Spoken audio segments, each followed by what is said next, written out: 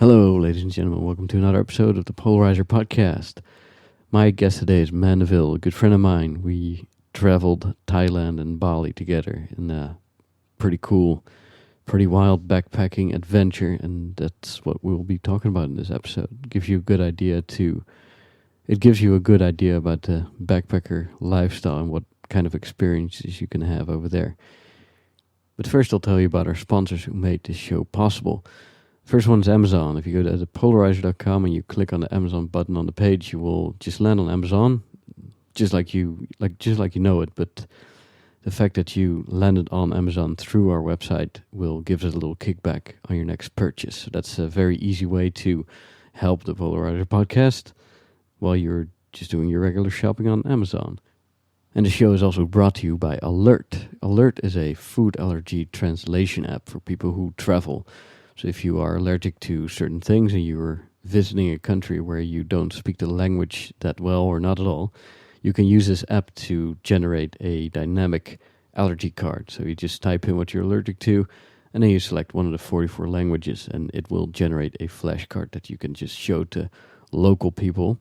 And I've used this app while I was traveling in Thailand. So I personally tested it, and it worked great. I'm allergic to dairy and peanuts, and I didn't get sick once during my trip. And every time I showed people that allergy card, they got it. You know, they all right, no peanuts and dairy. So it works, man. Worked for me in Bali and Thailand and Japan. Worked for me in Singapore too. So it's a good app. Alert, Allert, in the iOS App Store.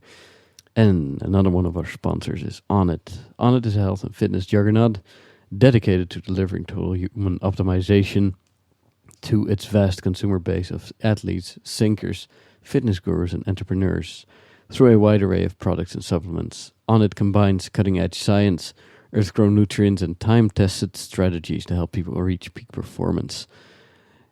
They have all kinds of cool fitness gear. They got these nootropics, these supplements that keep you sharp or just calm you down, whatever you want. They got all kinds of good stuff, and especially during this corona time, it's a good time to keep moving, keep paying attention to your health. And they got a lot of cool stuff for that. They got the kettlebells, they got ropes that you can swing around, and all kinds of good stuff. So go to onnit.com, use the promo code Polarizer, that's POLARIZER, to get up to 10% off your total order.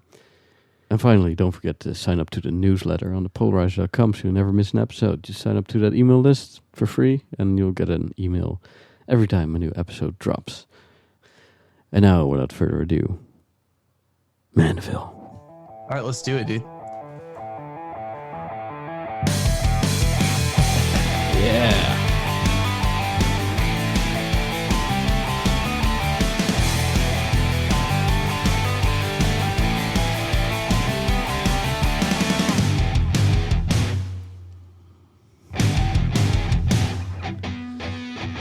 Welcome to the show, man.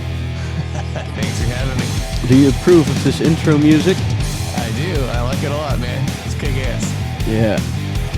I actually spent a lot of time finding a good intro song that I could just use without royalties and shit. Yeah. Did you end up having that one made? No, I got this from one of those websites where you can buy like royalty-free music. Oh, cool. So yeah, I paid a pretty penny for it. Well, yeah, damn. I always awesome, just though. cut it off way sooner, but I figured since we're both liking music, let it go a little bit in the background. Yeah. Actually, a pretty cool guitar solo coming up too. Okay, I'll turn cool. it up again. Hold on. All right, sweet.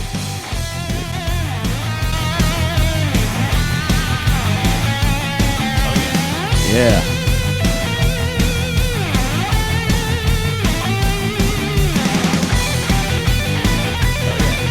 Pretty good, right? It kind of sounds like in the sevenfold kind of deal.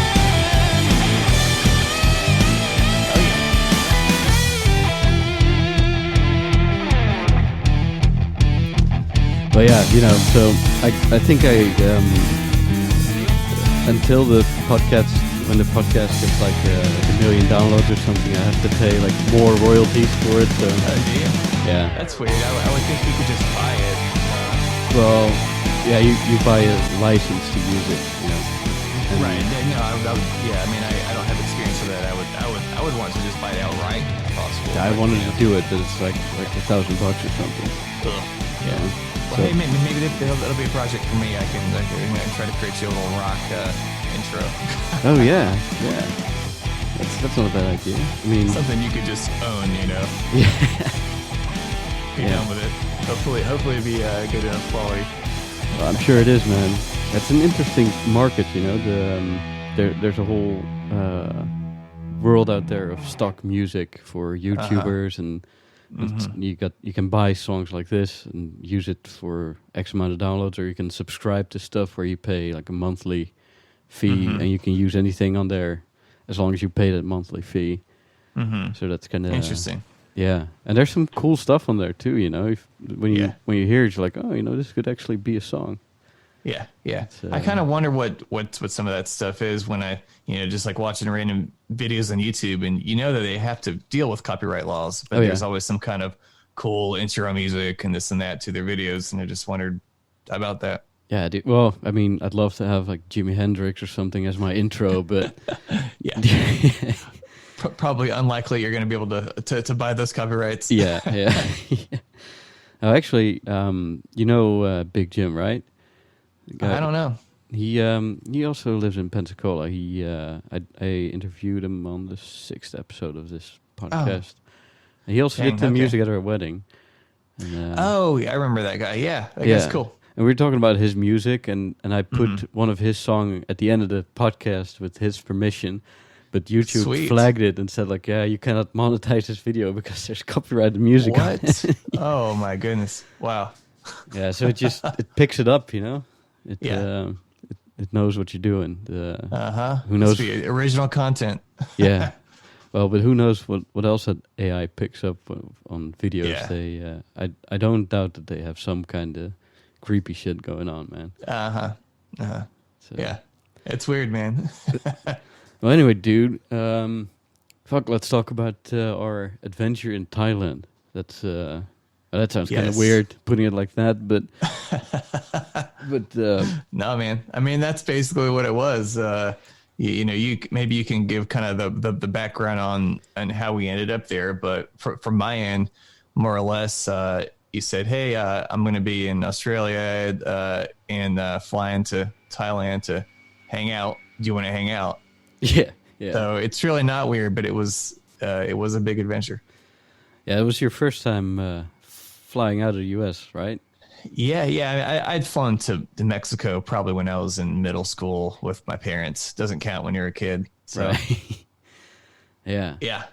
So I Yeah, was already there. Cool. It was 2017, and we're in this place called Bed One Block Hostel in Bangkok.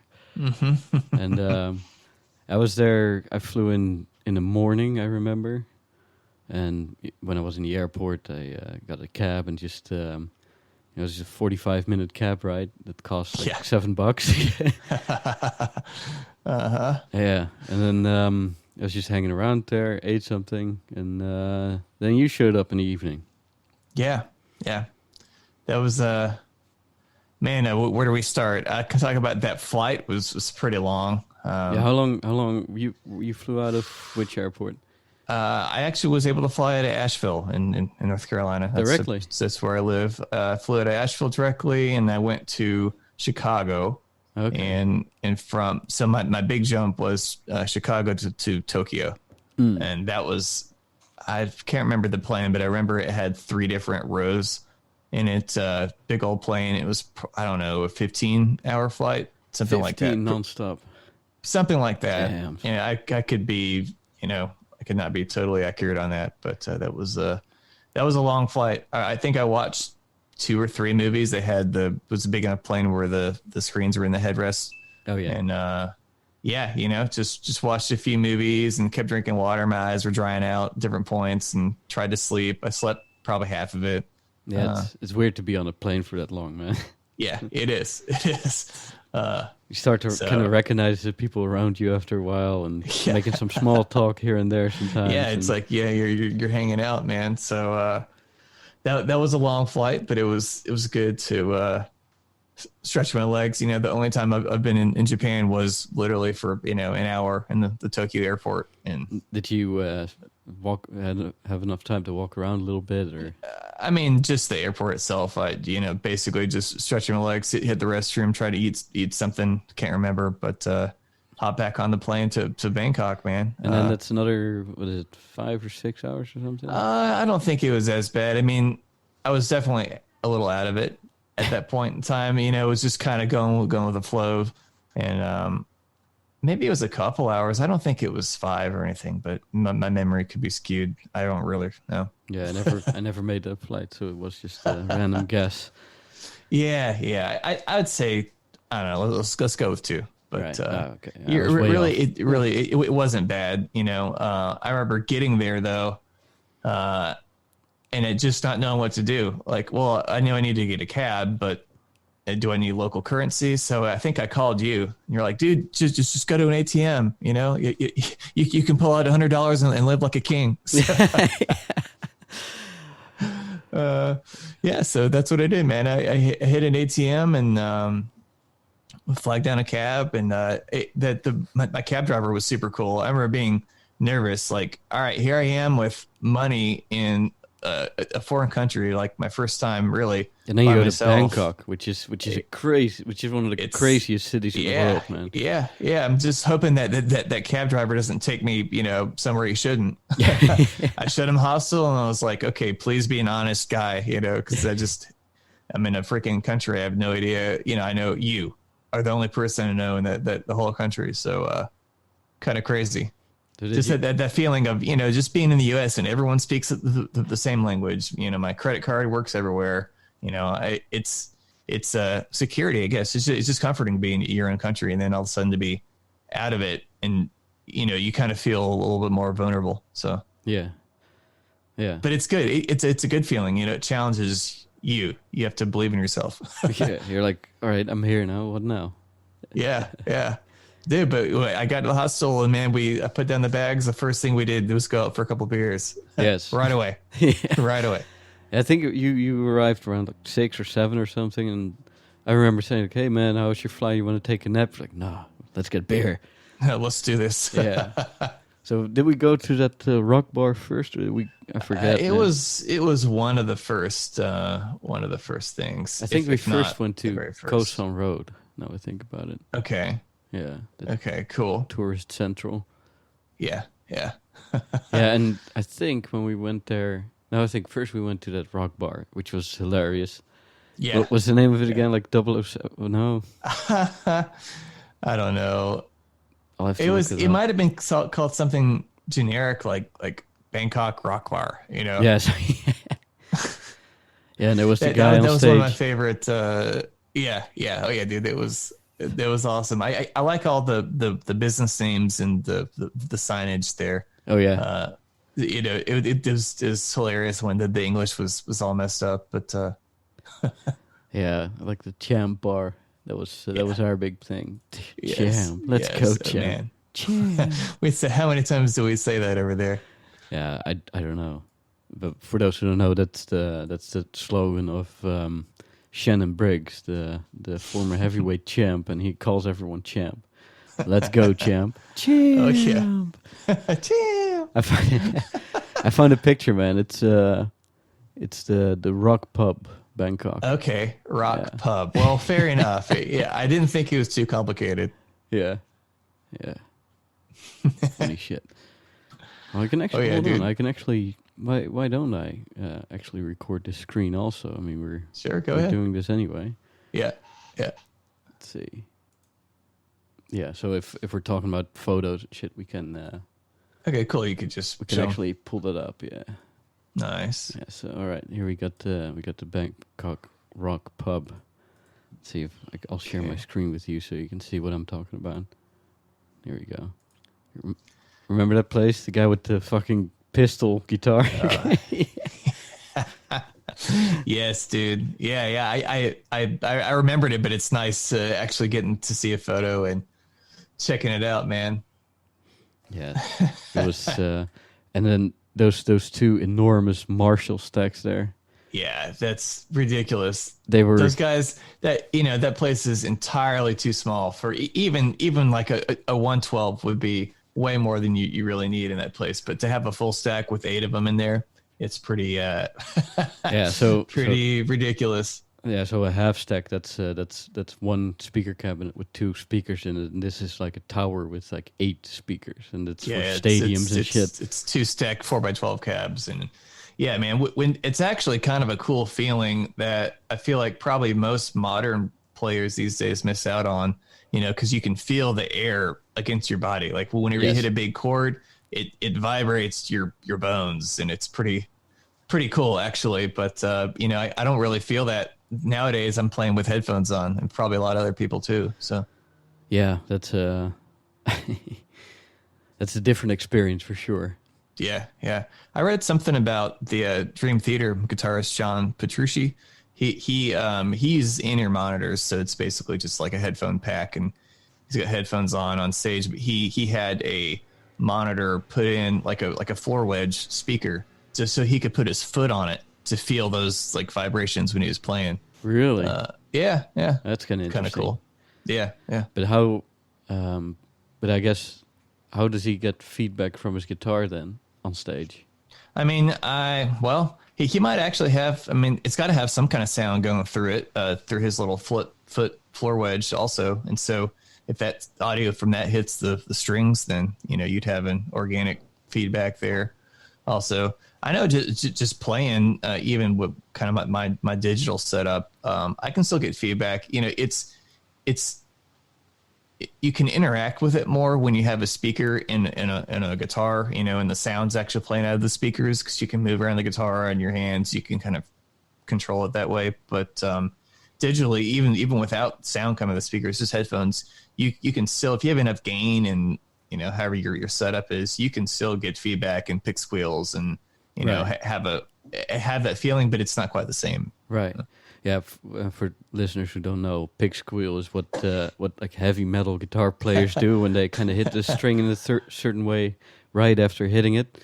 Then you get a very high tone out of nowhere. Yeah, you call them like pinch harmonics, and yeah. Think I don't really listen to these guys much, but think Zakk Wylde and Black Label Society. That music is nothing but like chug chug chug for the pick squeals. Zakk Wylde is a savage. Yeah. I saw them where did I see him? In Mobile, Alabama. How loud was it? It was loud. I mean, he had. I think most were probably just dummy cabs. They were empty, unloaded for his speakers. But he had a wall, literally a wall of Marshall, speaker cabinets. So pretty insane. And it was very loud. It was a fun show just to be at. But what kind of crowd was it? Like just heavy metal, beer drinking? Just heavy metal, beer drinking folks. It's like metal Southern rock. Right. Yeah. I'll probably get some people that are going to correct me on that. I really I don't listen to those guys very much. I did some, but yeah, it was just like a good beer drinking fun crowd, man. Like everybody was super cool there. Cool. I'm drinking beer, man. Yeah, it's 5:00 here. It's what time is it over there? It's 11. Yeah. So we've got a 7-hour difference there. I kind of drink coffee all day, just with my work, at least for the first half of it. So I'm still on the coffee program right now. We gotta keep this podcast going for another 6 hours before you're allowed to. 6 hours, and then I'll switch to beer. Yes. Drink coffee until then, nothing but coffee. Yes, yeah. I actually have done that some days. I drink coffee till whatever, and then I turn in. Uh-oh. That's my phone that's hooked up to my recording panel, actually. No, I thought you'd hit one of your little sound effect buttons. No. Well, see, I'm still figuring this thing out. Is that your freaking ringtone, man? It is, yeah. That would be a horrible ringtone. Well, no one else. Red alert, panic. Well, no one else has it, and when it goes off, I never missed it, so... Man, that would be terrifying to hear that every time. It's just a standard iPhone ringtone, but yeah, it's oh man, I wanted a short little aside there. My wife Alex and I are big Jurassic Park fans. We like those movies and play the games. And we recently watched, was it maybe number 3, to where a part of that movie is there's a like a satellite phone that the dinosaur eats. And as the characters are running around through the woods, you hear that ding ding ding ding. It's a little like dinky cell phone ring, and so if you're if you're the human and you're running from the dinosaur, you hear that ring. The dinosaur's close by because that phone's in his belly. And then they eventually find it in a big pile of shit, right? Yeah, exactly. But anyway, I looked that up afterwards, and people have made ringtones out of that cell phone's noise. It'd be kind of fun. I think I got it. Have that phone. I found it. This one? Let's hear it. Yes. I think that would be really, for me, that's the ideal cell phone ringtone. Oh yeah. Although I haven't actually done it on my phone yet. I need to. Yeah. The one ringtone I had for a long time was the Tony Soprano ringtone. I might actually. What's that? I might actually get that one again, because people who recognize it are like, oh shit, that's Tony Soprano's ringtone. Oh, cool. Yeah, that's one of those old Nokia. Yeah, the phones never die. Yeah, funny shit. Yeah. Anyway, back to Thailand. Yeah, but we can talk about whatever we want, man. It's yeah. I mean, that's fine. I feel like there's segues so much. are cool. I mean, we can talk about music all day if you want to. But yeah, let's go back to Thailand. That's fine. We could have some semblance of a structure there. At least cover Thailand in moderate detail before we just go off in random directions. Yeah. Well, anyway, so we went to that rock show with the guys, with the guy who had a guitar that looked like a gun, and they played like AC/DC and shit. Oh yeah, and Guns N' Roses. That's it. But they straight classic rock, man. Yeah, and they were good too. But they sang with like a Thai accent, which was kind of cool, It's kind of funny. Yeah. But, I just coming all the way over there, I just had just zero expectations. I just wanted to have a total open mind, and it was surprising to me to hear familiar classic rock songs, but covered by these badass Thai dudes. Yeah, they were good too, man. Yeah. Yeah, but if sometimes you see these videos of like old recordings from big concerts, and Guns N' Roses and AC/DC, they're huge also in South America and all over Asia, and right. Right. That's cool. There's actually the got a quick aside. One of the guitarists from AC/DC, what's the other guy's name? It's not Angus Young, but Malcolm. Anyway, no, I think he's the one who. That's the singer. Yeah. Anyway, that guy lives in a town called Highlands, North Carolina. That's right above us in Asheville. And he threw for New Year's Eve. The place I was working at the time, the Biltmore Estate, I was doing. So my job at the time was PSAV. It's like presentation service. So it's like audio, video, lighting setups for live events. So that guy for New Year's Eve threw a big ass party at the Biltmore.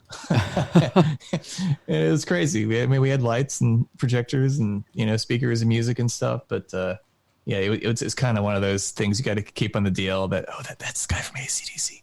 So all the staff was whispering. Kind of funny. Did he? Yeah, I mean, he didn't mention anything about who. It was just like a New Year's Eve party, but it was he was the main dude there. So that's cool. Actually, Angus Young, he has a house in the Netherlands. Really? Yeah, That's cool. He lives for part of the year in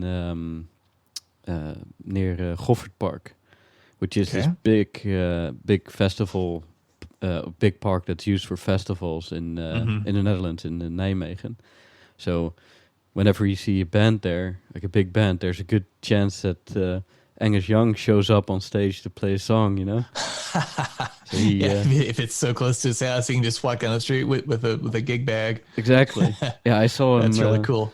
I saw him when I went to see Guns N' Roses there, and then Angus Young played a whole lot of Rosie with them. What? Yeah. Oh, that's so That cool. was really cool. Yeah. Yeah. Yeah, and also I think he showed up when Lenny Kravitz was here too, or the Red Hot Chili Peppers. You know, like Hmm. it's yeah, Basically, anybody he's his cronies with, just hang out, yeah, hop on stage, play a song, drink a beer. exactly. Yeah, That would be fun, man. it's cool. Yeah, I think you'd. Yeah, if you ever make it over here during the summer, we should try to go to a festival there. It's always just cool, you know. Yeah, that would be a lot of fun. Hopefully, we'll have that opportunity now, man.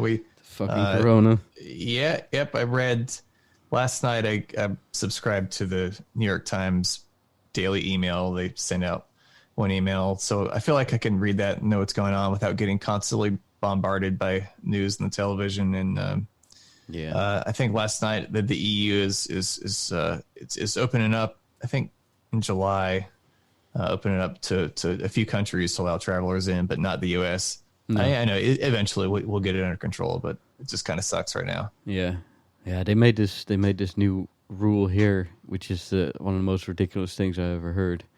They're allowing crowds again at football games, but the crowd is not allowed to sing and yell.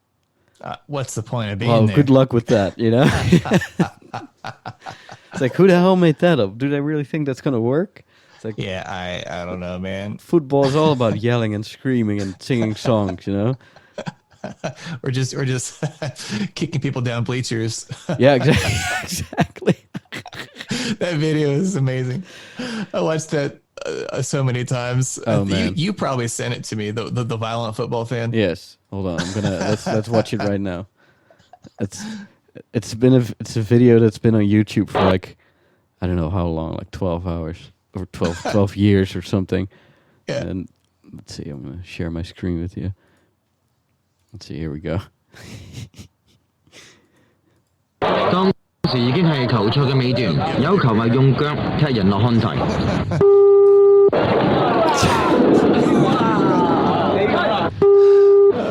Fuck him up.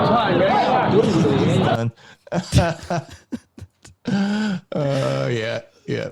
That's so good. It's like the ultimate like low, you know, it's the most cowardly, shittiest. Oh, absolutely. Yeah, but man, the guy in the blue, just like he's got his shoulders back, he's just like, yeah. It's like he did something amazing, but it was like the worst sucker punch, you know? Yeah, rather kick. He's standing there like, yeah, man, I just beat that guy's ass, you know. Oh, it's terrible, but it's also terribly yes, funny. It is. That's correct. Oh man, so good.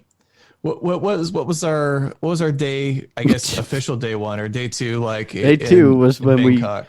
Day two was when we started drinking early in the morning. Oh, of course. And is that day we went to the mall because we were trying to get cell phone SIM cards? Yeah. We had a premise. There was a reason we went there, right? So we didn't just.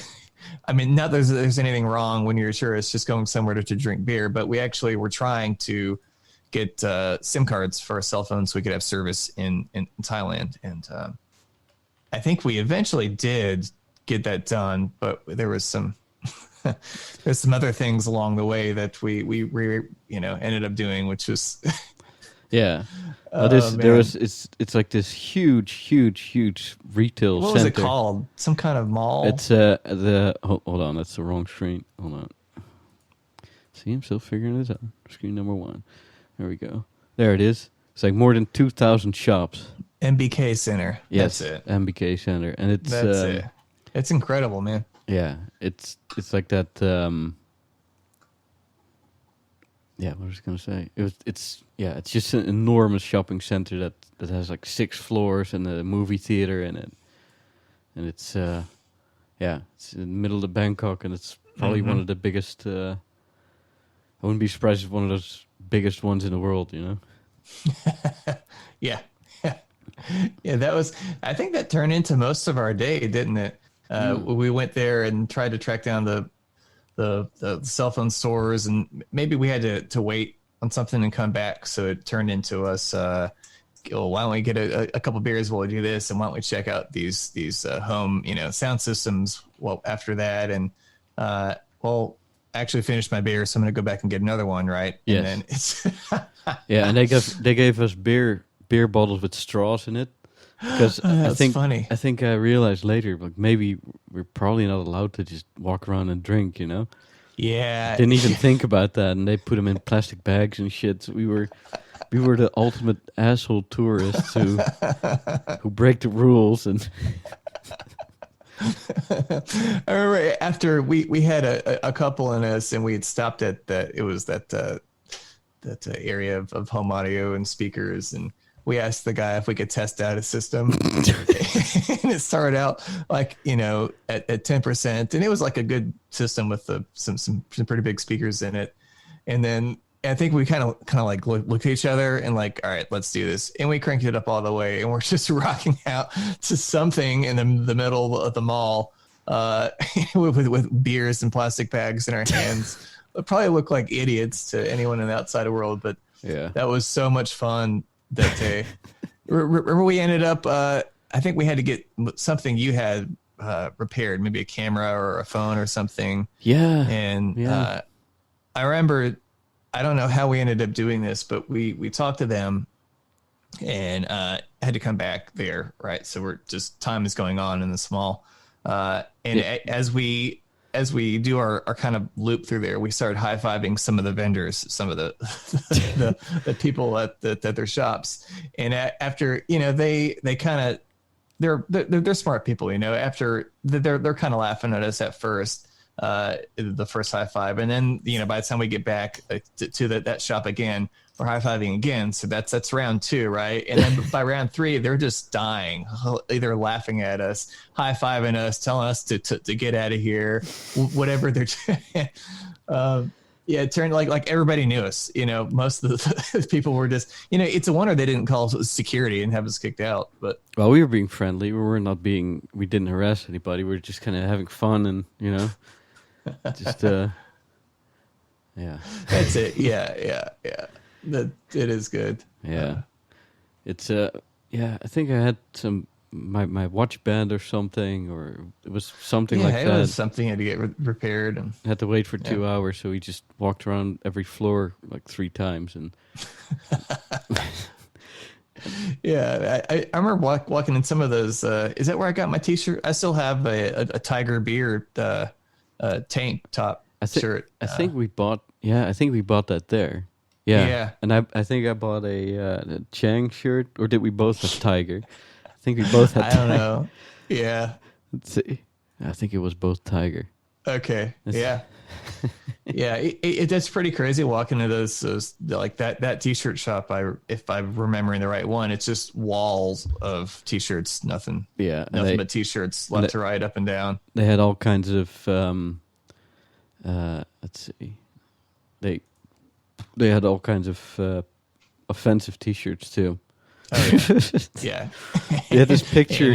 They had this bracelets later on. Oh yeah. That was later on. We'll talk about that when we get to Chiang Mai. Yeah. But they had this one T-shirt that when I saw it, I almost pissed my pants. It was just a picture of just a group of 4 people just beating the shit out of someone on the floor, and one of them even had a baseball bat, Oh, and it said teamwork underneath it. It's so horrible. Yeah. When you see it, you can't help but laugh, man. It's funny as hell. Oh man. Yeah. So I got some Singa beer. Yeah. Yes. And then there was this place that had the awesome. classic video games. Yeah, like actual, an old GameCube, and wow, look, that's a Duck Hunt controller there. Yeah, and like an original Sega Mega Drive. That's awesome. With the sealed packaging around it, and Atari with seals around and shit. Like how did that stuff, for collectors, man. It's crazy. Yeah, it's pretty awesome. I bet that's worth some money, Yeah. Oh yeah. So many games on the shelves there. Yeah. Let's see. Cool places. Here we go. Actually, this was there. Here we go. This is a T-shirt. That's a T-shirt store. Yeah. Teamwork. Golly. Funny shit. Yeah. Not many photos from that day. I think I left my camera at home because there you are. Yeah. And we got this shit. It was some kind of weird rice wine or something. Oh, yeah. Oh, there's the speaker. Like enormous Sony speaker. Yes. Oh, yeah. Two drunk idiots. There we are, man. Yep. The plastic bags. Look at our faces. Uh-huh. Yeah, perfect. Zoom in all the way. Yeah. I have that dumb look on my face. The Champ. Oh, yeah. The Champ store. Yes. It's funny with those bags, like you can obviously tell the whole top half of the beer sticking up out of the bag too. Yeah. Yes, man. Dumb pictures of us standing in front of stores dumb. with funny names. Grandmother sign. Yeah. What the heck is that? It's like a purse store. Oh, that was back at the hostel. Yeah. Okay. Yeah. We yeah. fell. There was this next day. There was this couch, this bench in the lobby of the hostel, and we just kind of, it was like this big staircase bench, Oh, so yeah. It had kinda, a bunch of kind of couch pads on each level of the staircase. Yeah, you could lounge on that, and apparently we fell asleep on there and slept. We just kind of lay down at one point and just fell asleep for a couple of hours, and the next day people were coming up to us. Hey, you're that dude that was sleeping in the lobby. Hey, what's up? What's going on, man? Like, That's it's for being unintentional is a great way to kind of make friends there. Yeah, Because instantly, at least people knew you, and you could say hey, and that was cool. Yeah, I think that's the best thing about hostels, man. You just talk to everybody, and you share a room with a bunch of people, and you talk with everyone, and you just sometimes, I don't know, where you make amazing friends, Yeah. Hostel. Yeah, that was my first experience staying in any hostels either, and that it was so much fun, man, to just be in part of like kind of a small community. Yeah, people that you'd see, and you could hang out with them or not. You could totally do whatever you wanted, or say, hey, what are you doing today? Mind if I tag along? And there you go. You have an instant adventure. Yeah, pretty awesome. And the cool thing is too, the backpacking. Generally, the backpacking circuit is pretty. There's a couple of cities where a lot of hostels are, so there's a good chance that you run into each other a couple of weeks later. Right. It happened to us a couple times. That's cool. Yeah, hostels are great, man. It's I think some of the nicest hostels I've ever been in. No, for sure, I know are in we're in Thailand, because when I was in Australia, I've stayed in some gross fucking terrible hostels. Like, I was spoiled, I think. Yeah, I remember you walking into one. You're like, this is like a hotel. yeah, Pretty wild. yeah. There was this one place in Australia where there was, first I thought something was on fire or something, but it was just the smell from the carpet that was there for like 40 years or some shit. It was just gross, man. And the bathrooms were gross, and the showers were gross, and I forget that. I wish I knew the name of that place now. So, but it was in Sydney. I stayed in this place. It was a dorm with 2 bunk beds, and one dude was in there, and he actually lived there for like a month. So there was there was this like trash and trash everywhere, and he had taken over one sort of counter where all his stuff was on. And then, my first night there, I was in the top bunk. He was on the bottom. He brought some chick back to the room and fucked her in the bed. And, the bunk rocking back and forth woke me up. And I was like, oh, okay. What a terrible experience. Yeah, it's happened to me several times. It's pretty common, People just people just fuck in there, It's, I did it a couple times too, but I felt like, so just even it out. Yeah, you just get worse. You just get used to that kind of stuff somehow. It's yeah. Yeah, luckily we for our kind of stint in Bangkok, then up to Chiang Mai, and then I guess later over to Bali, we stayed in some pretty nice places, and we didn't have to. I definitely never got woken up by anything, so No. I felt lucky. No, it's weird how nice the hostels are in places like Thailand and how terrible they are in places like Australia. Yeah. One thing, one of my I had a little crew through backpacking when I was in Australia too, and I hung out with those guys for like on and off a year. We would just meet up in different places after some time, and one of them said like if someone's banging in the same bunk, I just start jerking off, and when they hear that, they either stop or we both get something out of it. That's some degenerate shit, man. Yeah, I don't even know what to say about that. Yeah, it's a weird world out there, man. Hostels. Yeah. I wonder. I mean, they're also just screwed right now with the whole COVID thing. I mean, I have to be. Yeah. I mean, if the whole travel industry is hurting. Yeah. Last place I want to be when during a pandemic is a hostel, man. Oh gosh. Yeah. Yeah. No way, dude. That's where the zombie apocalypse starts. Yeah. You're ground zero at that point. Yeah. But yeah, man, we were we went to the mall, then we walked around, then that was the next day. This tuk-tuk driver came up, and apparently this is one of those scams, air quotes, they warn you for, because they're just tuk-tuk drivers, and they say, I'll take you around the city, I'll show you the city.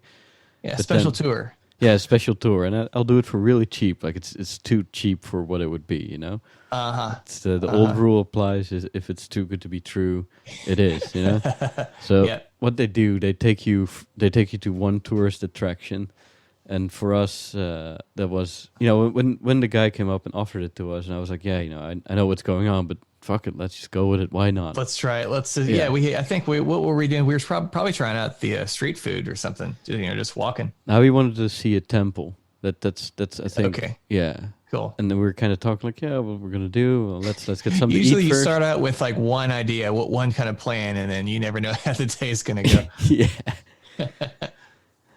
Yeah. So then that's right. We were eating something, and the guy shows up. Hey man, you want a special tour? Yeah, sure. So we want to see a temple. Okay, let's go see a temple. So we went to a temple, and that was cool. Yeah. And then I was like, all right, now I'll take you to the next place. And then he took us to this clothing store that made tailor-made suit, which turned out to be one of an awesome experience. Yeah. The funny thing is, like, the tuk-tuk driver gets money from the clothing store if you buy something there.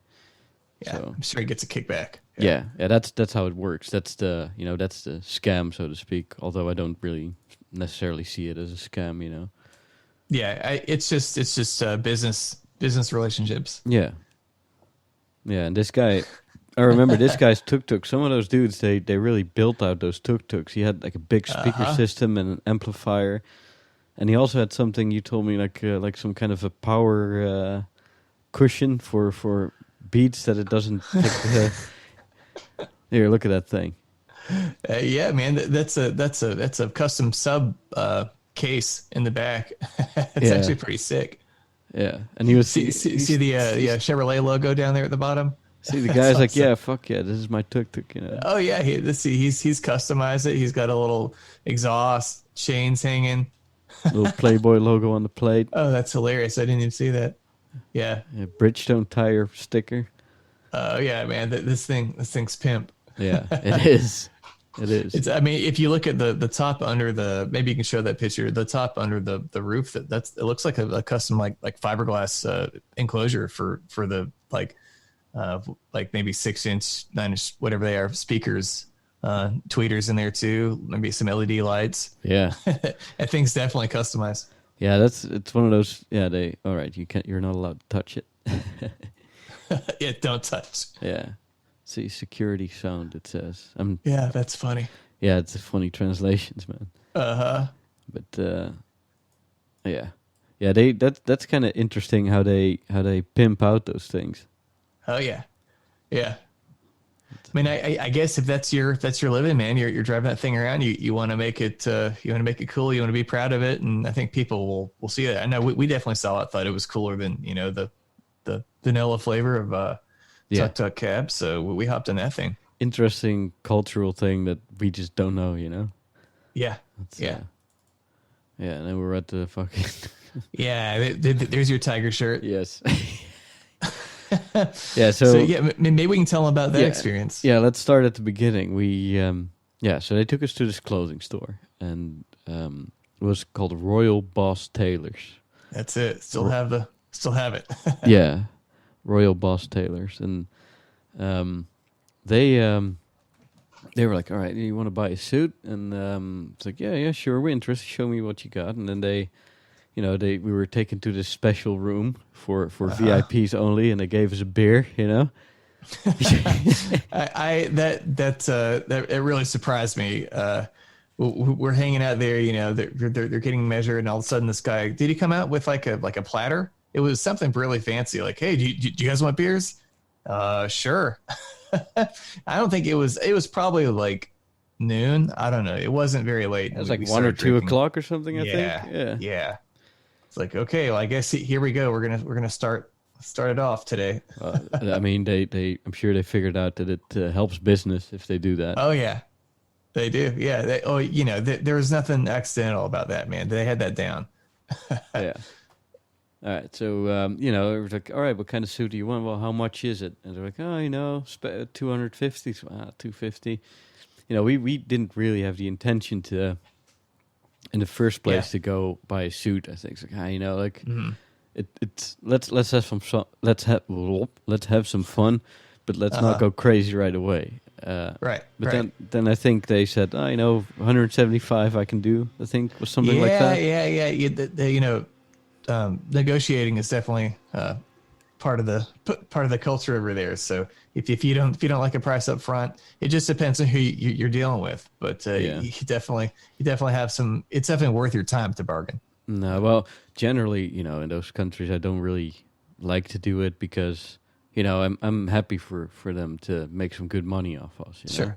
I mean, if you can, I think street food is like it's so cheap $2 already. or something. Yeah. And it just depends on what you're shopping for. Yeah, if you just want a couple of what do you call them, kebabs with some meat on it. If you get 3 or 4 of those, that's $3. Yeah. And then I would feel like a huge dick if I would just start negotiating that. But people do that too. Yeah. But a suit that's $200. That's I can do that. But, then they started measuring us up. And we got to pick the lining and the I mean, a fully custom made suit. Exactly. Yeah, and they go ahead. Well, they then they also had these beautiful cashmere coats, and I was like, well, how much is that? And I was like, I think it wasn't like another 200 or something, and they had already sized me up, so I was like, well, winters are long here, and might as well get a coat. And yeah, super cool, man. Yeah, once they had you sized up, basically all you did was pick out the lining and pick out the actual, the main outside coat material. You still got yours? Yeah. Oh, dude, of course I still have it. I wear it every now and then. It's so warm, even where I'm in Asheville. The winters can be long sometimes, but it's not really that cold. So I wear it a couple times a year in the winter. It's not too often, but it's super comfy. It's beautiful too, man. Every time I wear it, I get compliments from people. Yeah. It's so that's another thing you should do if you go to Thailand. Buy a get a tailor-made suit or a beautiful cashmere coat. Just like legit high quality, beautiful fabric. Yeah, beautiful. Yeah, I had some kind of like velvety, silk red lining on mine. It looks so awesome. Yeah, and the cool thing is they keep your measurements for like 10 years, I think. And they said, well, if you just send us an email and you want a suit, we can just make it for you because we got your, So I think I still have that card with my measurements and their contact number, because I thought maybe I'll call these guys to get another suit made. Yeah. So yeah, dude.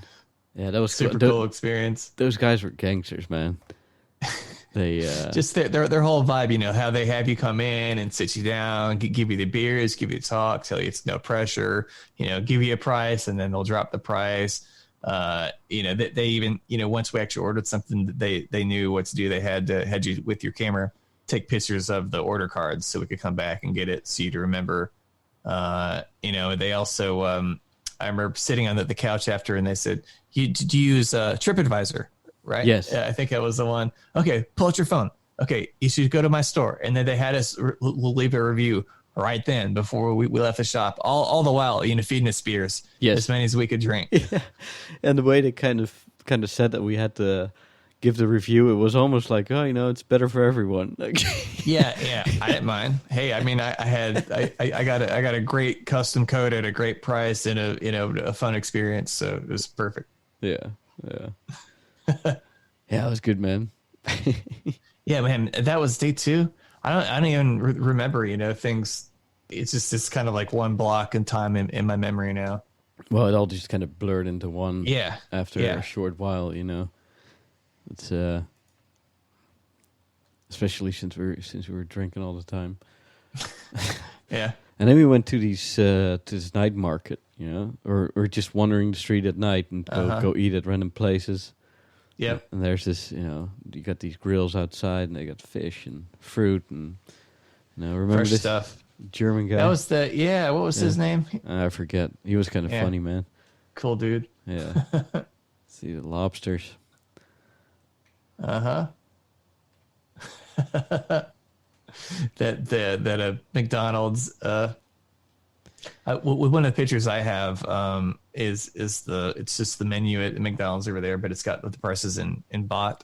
Oh yeah. It looks like it's like 25,000 for a burger, but it's $2, something less like than that probably. Funny. Yeah. And then I think after that we went to Koh San Road. That's when we truly went there, because the first night it was too late and they were closing down. Yeah. And it's just this road of chaos and drunk Australians and it was cool. I think it's just as a person where it's your first time over there, it was fun to even check out the touristy stuff, just to do it, just to kind of get a feel for what it's like, and then you can do your own thing also, but just to kind of get a feel for how crazy it is over there. It's just like, it feels like there's minimal rules. You have to be pretty far out of line to actually have anything to get in trouble. I don't know. I mean, I was kind of cautious over there anyway, at least initially, just because it's my first time overseas. So I don't think we were too crazy right off the bat. But no, we were just having a great time and we didn't bother anyone. Yeah, that's it. And we spent a good amount of money there, and that right. So you just use common sense and be kind. Yeah. I'm giving that preface because I'm sure our story about the mall makes us look like a bunch of enormous assholes. the very first thing we did, right? Yeah, probably so. But funny though. And then the next day we went to Chiang Mai. Taking those trains was a fun experience. Yeah, like this is the street food you find, like on a stick and pretty incredible, yeah.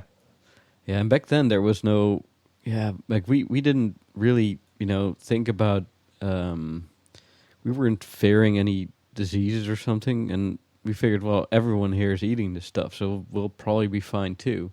Yeah. And nothing ever went wrong, Like we ate every day, just street food, just little grills, and it was fine.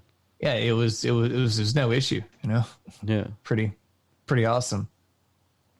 I think. Do you remember that? So we were that same, I guess, big outdoor market. Yeah. And we were trying to find it. It said that they had cockfighting on there. Right. Yeah. Yeah. Before we never did. Was this before or after Chiang Mai? Because we came back to Bangkok at one point. Oh, yeah. I think we just came back to it for like a day and then flew out. That I think it was at the end of our trip when we went to before we went to Bali. Yeah. Yeah. Yeah. Yeah. Okay. So, well, I mean, let's just stick with with Bangkok for now, because the timeline doesn't really matter to the audience. You know? Yeah. Yeah. There's you in a truck with Champ on it, and then we went to this outside market, and here's a picture of it. Every like little square is a store, and most of this is indoor in these huge halls, so you can just see how enormous this is. Yeah, it's just like those markets were crazy. That was honestly that was one of the just cooler experiences there is getting to go to so many markets and just the sheer size of them. Yeah. Or, I mean, you could buy anything there. Yeah. Wild. Yeah. It was just, it was crazy how big that was. And there's this, here, fighting cockfights. So we saw it on the map, and we figured, well, let's try to find it, and then it wasn't there. So right, it ensued for us trying to navigate the letters and numbers system of the stores, which I don't think was in great shape, really. I mean, maybe we were maybe the map was outdated, yeah. So exactly. But anyway, we spent like a full day walking around there. Mm-hmm. Ben Davis, United made plenty tough. Yeah, I loved all the translations and the signs. Yeah, massage didn't we places. get one of those indoor massages? We got like a foot massage. Oh, dude, we got a ton of massages while we were there because they cost nothing and they were just awesome. Yeah. Yeah, that's another thing you should do. Like, put that on the list after buying a suit. If you're in Thailand, get all the foot massages and back massages that you want. Yeah, it was cool, man, because we've been walking so much in that market. We were just tired of being on our feet, and you could lay down. They had kind of a makeshift air conditioning system. You walk into this room that's the size of a store, and they have basically a place where you could lay down, and the worker was on a little stool or something at your feet, and would just give you a I don't know, like what was like a 10-minute foot massage. No, man, you could so do cheap. You could do like half an hour, or even an hour for like Yes. $10. It's insane. Yeah. So cool. Yeah, dude. I mean, that was nice. Yeah. Fun. I remember seeing just so many things in the market, man. Just weather, and I guess clothes are kind of a standard everywhere. Clothes and foods. In all the markets, but just unusual stuff like stuff made out of like gator or like stuff you couldn't probably get in other countries. Like didn't you see like a stingray like hat or belt or something like that? Yeah. I actually crazy. Actually, really bought a nice crocodile belt. Crazy. Yeah. Yeah, and they had these beautiful leather works and woodworks, Yeah. And there were some artists there who made some crazy... You remember that store where they had the metal sculptures? I think. I mean, do you have any pictures? I don't know. Yeah, maybe I'll have to look up. I know I've got some. I've got some few photos where this dude had made all these sculptures out of rope. Yeah. Seems really weird, but they were. I guess he had glued them or something like that, and there were these like dragons and horses, all kinds of super cool stuff. These like rope sculptures, and of course, a bunch of wooden pieces of art. Pretty insane there. Yeah, great, beautiful handmade stuff all over the place. Yeah, so if you want some of that for your house, or if you want to have a nice handbag or something, that's also a good place to get it. Yeah, exactly.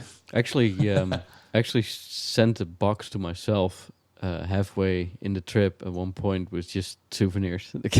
Yeah. Well, it's crazy because you go to so many shops. I remember intentionally thinking like, man, I don't want to transport all this stuff back. I've got a limited amount of space in my bag. I even had one of the actual backpacker. What was the brand? I don't know. It was a nice bag, but you're living out of it. You've got clothes, and you can only fit so many souvenirs in the thing. Yeah. So pretty. I was kind of frugal on what I chose to buy. Mostly were after just fun experiences. Yeah. Yeah, but you see some cool stuff coming on your path, and you just also want something to remember it by, and Yeah, exactly. Still use those coasters every day. Nice. That's cool, dude.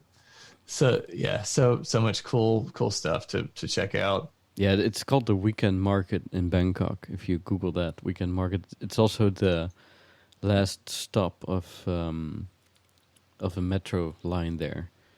Mm-hmm. Let's see, I'll look it up. Weekend Market, Bangkok. Yeah, it's the I think I found it. The Chatuchak Weekend Market. Okay, cool. Yeah. So I'll put a link to that in the description as well. Yeah. And, I think there was a night market too. Didn't we try to make it to that, but we couldn't? I can't we remember. didn't have enough time in Bangkok for that. There it is. Yeah. Yeah. So Yeah. So cool, dude. but yeah, that was, you could just spend like 10 days there and still not see everything. Yeah. So this city's huge and so many things to do and see. We. I was just talking about the market alone. Oh, just the market alone. Yeah, you could. You really could. And apparently there's another enormous shopping center that other than that MKB thing. Mm-hmm. And okay. We drove by it on the metro. Did you ride by it on a train? Yeah, metro train. Yeah. I forget what it was, but it also looked like just this insanely huge. Yeah. Yeah.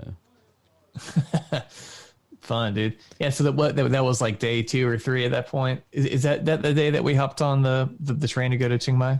Yeah, dude. We went to Chiang Mai. And we took the overnight train. That was a cool experience. We did. Well, let's start at the train station. Yeah. Let's see. We it was this cool old school train station. Yeah. And there's a picture of the king, Uh-huh. That's another thing, man. Like the king there is a big deal. And yes. The last king died, and they had, I think, like 3 or like half a year of mourning or something. Mm-hmm. So you saw pictures of the king everywhere with flowers around it, and people would pay their respects, and mm-hmm. it's that was also very interesting, like the king was just, people respected that almost religiously, Mm-hmm. So that was interesting yeah, to see. We're just just trying to be very respectful. Yeah. What am I doing there? Yeah, he had some energy drink or something. Is it like an energy shot or something? Yeah. There he is, king of cool. Yeah. Super chill, king of cool. I feel so dumb in that picture, but it was just fun just to take pictures by stuff. You just you like looking back at it now, it's awesome to have. It was my fault. Have those pictures to jog your memory. It was just my fault. Just every time I saw a funny sign, I wanted to take a picture of it. Take a picture. Yeah. Take a picture. Yeah. Yeah. Look at you. You have like a chopstick in your mouth. Yes. Yeah. So this is by the way the classic backpacker look, man. Like you wear your big backpack on your back, and you wear small one up front, and you have all your important stuff in there, and and then you have your hands free for other shit. All right. Yeah. Right. This is Luna Sandals, man. Sponsor of the show, actually. Oh yeah. Really? Yeah. No kidding. Go to luna.com. Use the promo code Polarizer. Get a nice discount. Cool. Yeah. Those sandals were great. That was unplanned, by the way. I'm not smooth enough to working in like that. So this is a train station, man. Yeah, waiting on the train. Yeah, it's a train station in Bangkok. Mm-hmm. This is one of those. This is some of these pictures I want to print and frame. Took some cool pictures there. Really cool. Yeah. Different color scooters. It's such. If you love photography, it's also a great place to go. Yeah. And those old school trains, Man, the train was. I mean, I don't know. It looked like it was something from the 60s. I don't know. Yeah, it probably is. But they painted it nice. It was well kept. Yeah. It was old, but it was still. It looked good. Definitely maintained, right? Yeah, But the train we that's, took was the train. Yeah. The train we took was a very modern one that was air conditioned, and we it was nice. They had bunk beds in there, and we actually slept really well in there. Right. Just arrived, relaxed, and then when you drive out of the train station, you drive through these insane slums where people just live like 3 feet away from the tracks, like 1 meter away from the train tracks. Yeah, that was mind blowing. The people at houses right next to them. Yeah, And it's like you were almost given this, almost like a ride at like an amusement park where you're on this train ride, but you're riding through people's neighborhoods. Like you're 3 feet away. There's no barrier. It's just not staged. It's people really living there. You could see them cooking food for their street market stands, or you could see them, like you could see people's windows for bedrooms, or it's like sometimes neighborhoods weren't in very good shape, so there would be just kind of trash and crap everywhere. yeah. It's just wild to get it like an inside glimpse of kind of the daily life of people as you're riding through. Well, driving out of the train station, like probably the first 2.5 hours of the trip, I just staring out the window. Yeah. Just I love this picture, man. Yeah, the guy on the scooter that was riding alongside train tracks. Yeah, I took it with my phone, I think, but just in terms of composition, it's just the right moment. Yeah. Yeah. So we're like, no all right. smoking and drinking on the trains. Yeah. Oh, that's kind of cool. Yeah, there was this. You remember this guy? There was this guy. Sort of. Yeah, he owned like a hotel or something halfway along the way, and he just wanted to be our friend so bad that it became kind of weird and awkward.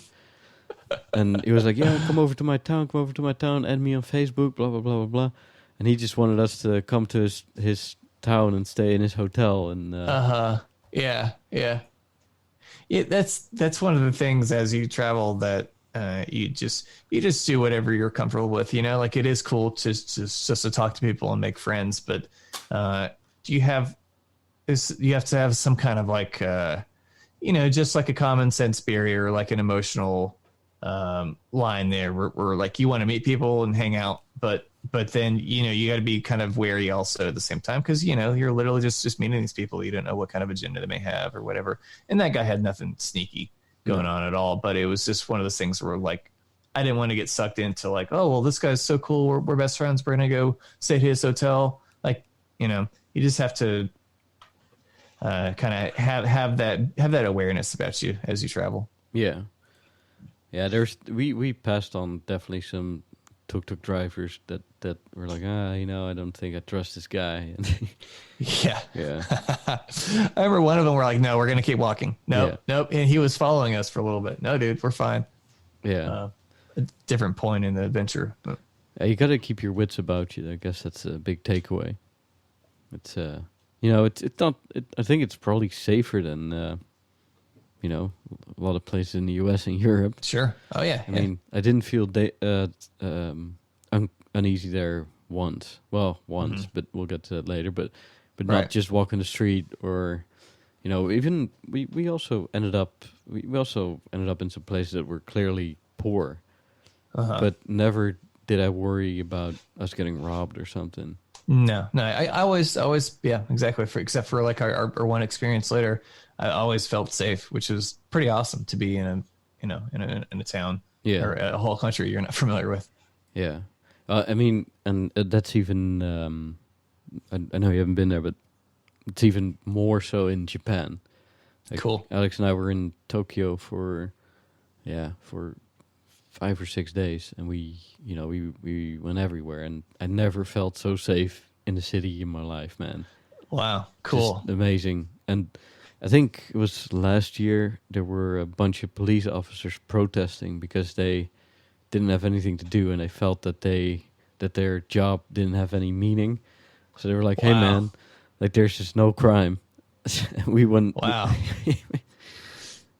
Yeah, that's the opposite of a lot of places. I wonder how they're doing now. Hopefully they feel like they've got, more of a purpose. Yeah. Yeah. Japan is also great. You'd love it, man. Cool. Yeah, man, I'd love to go one day. Well, I bet I like actually visit there, not pass through the airport. So yeah. Well, and then the next day we arrived in Chiang Mai, which is a small-ish town in the north of yeah, I didn't feel that Thailand. small really, but yeah, Well, compared to Bangkok, I mean, definitely. I think, it's anything smaller than New York would feel small compared to Yeah. Bangkok. I mean, Bangkok is massive. Yeah, Chiang Mai it's was probably a lot of bigger fun, than man. New York, I think. Bangkok. Yeah, I think so. Yeah. Let's see, Bangkok population. 8.3 mil. The New York is same Close, size dude, actually. 8.8. New York's 8.4 Yeah. rounding. So wow. Same population, Yeah, massive. but definitely different vibe than New York. Yeah, a lot more Wild Wild West Yeah. vibe. Just like here it is. Like, what are you trying to do? Yeah, It's that's just, in Wild our West. case was just go have fun, man. That's it. Wild West. I think that's a good description. Yeah, So we arrived the definitely next had day. that. Uh-huh. With again, the king is prominently displayed. Yeah, there he And, is.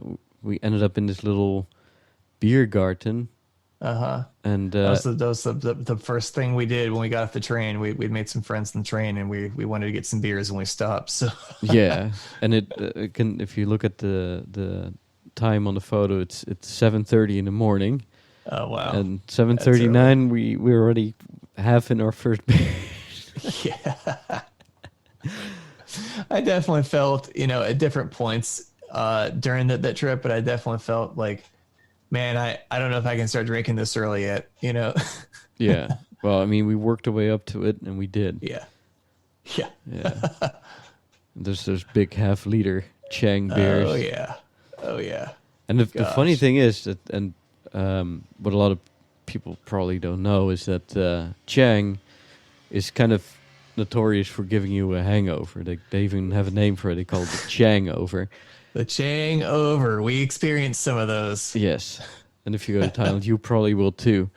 But one thing someone told me, and I'm not sure if it's true, but I wouldn't be surprised at all if it is true, is that the quality control is a little bit over the place. So there's a good chance that you drink a Chang that has 3 or 4% alcohol in it, and the next one has like 7 or 8 or something. You never know what you're gonna get. So if you just start on a one that happens to be light, your drinking speed goes up, and then you hit a couple of those heavy ones, and then And then you're in bad things trouble. happen. Yeah. I remember at some point, we were, I don't know where we were, but looking at the drink selection and like, dude, I don't know if I can do Chang now. I think I think I really like those Singa beers. Singa, yeah. Something I remember. and And Tiger. I do like that. Yeah, I remember liking that one too. Tiger was my favorite. Yeah. Let's see. I think Tiger's actually, it might be Vietnamese. Okay. I know Chang is Thai for sure. Mm-hmm. Oh, Singapore. Okay. Oh, well, it makes sense that it's just consistent and just good. It's owned by Heineken. Okay, that's funny. You should look up Singa too. I know that there's even just in Nashville in the U.S., where I am, there's some local Thai restaurant that sells Singa. I think I had one. Singa is also Thai beer. Okay, so it is actually Thai beer. Yeah. Cool. Yeah. Singa Corporation Co. Yeah, and Oh, Tiger beer, Heineken Asia Pacific, Heineken NV, Dutch company. Okay. Yep. Wasn't it hard to get to, like, once we got off the train, just the way the roads were, and we're having to walk around and up and over to try to get to this. Our hostel. Was it like I guess we were trying to go to our hostel. Yeah. But on the way there, yeah. So eventually I think we found a cab. was kind of weird because we just arrived really early. Mm-hmm. And then we found a place. We stayed at Glur. It was called GLUR, Yes. Chiang Mai. That was a good place. Yeah. It was just this beautiful hostel with a pool, and the rooms were really nice. And someone stole my second camera there, by the way. Oh, really? Yeah. So that's that was my own stupid fault. I'd forgotten about that. I was just so comfortable that I just left Did you leave it out in the room or something? Yeah. It was just asking for it. But I hid it under my pillow and shit. But apparently, housekeeper probably found it. I mean, that sucks. Yeah. Oh well, that's what you got travel insurance for. Yeah. Well, I remember we had lockers too, but it was just pain to put stuff in and out of the locker. Yeah, that's another thing. If you go backpacking, every hostel. Well, almost every hostel has lockers in the room, and you just put your valuables in there, put a lock on it. Like you got those little padlocks that you also got for airport luggage. Just get one of those, bring your own lock. I always bring two because, sometimes there's, it's always handy to have a spare. Yeah. Plus you can use them on your backpack too. You can lock your zippers together. Yeah, exactly. And,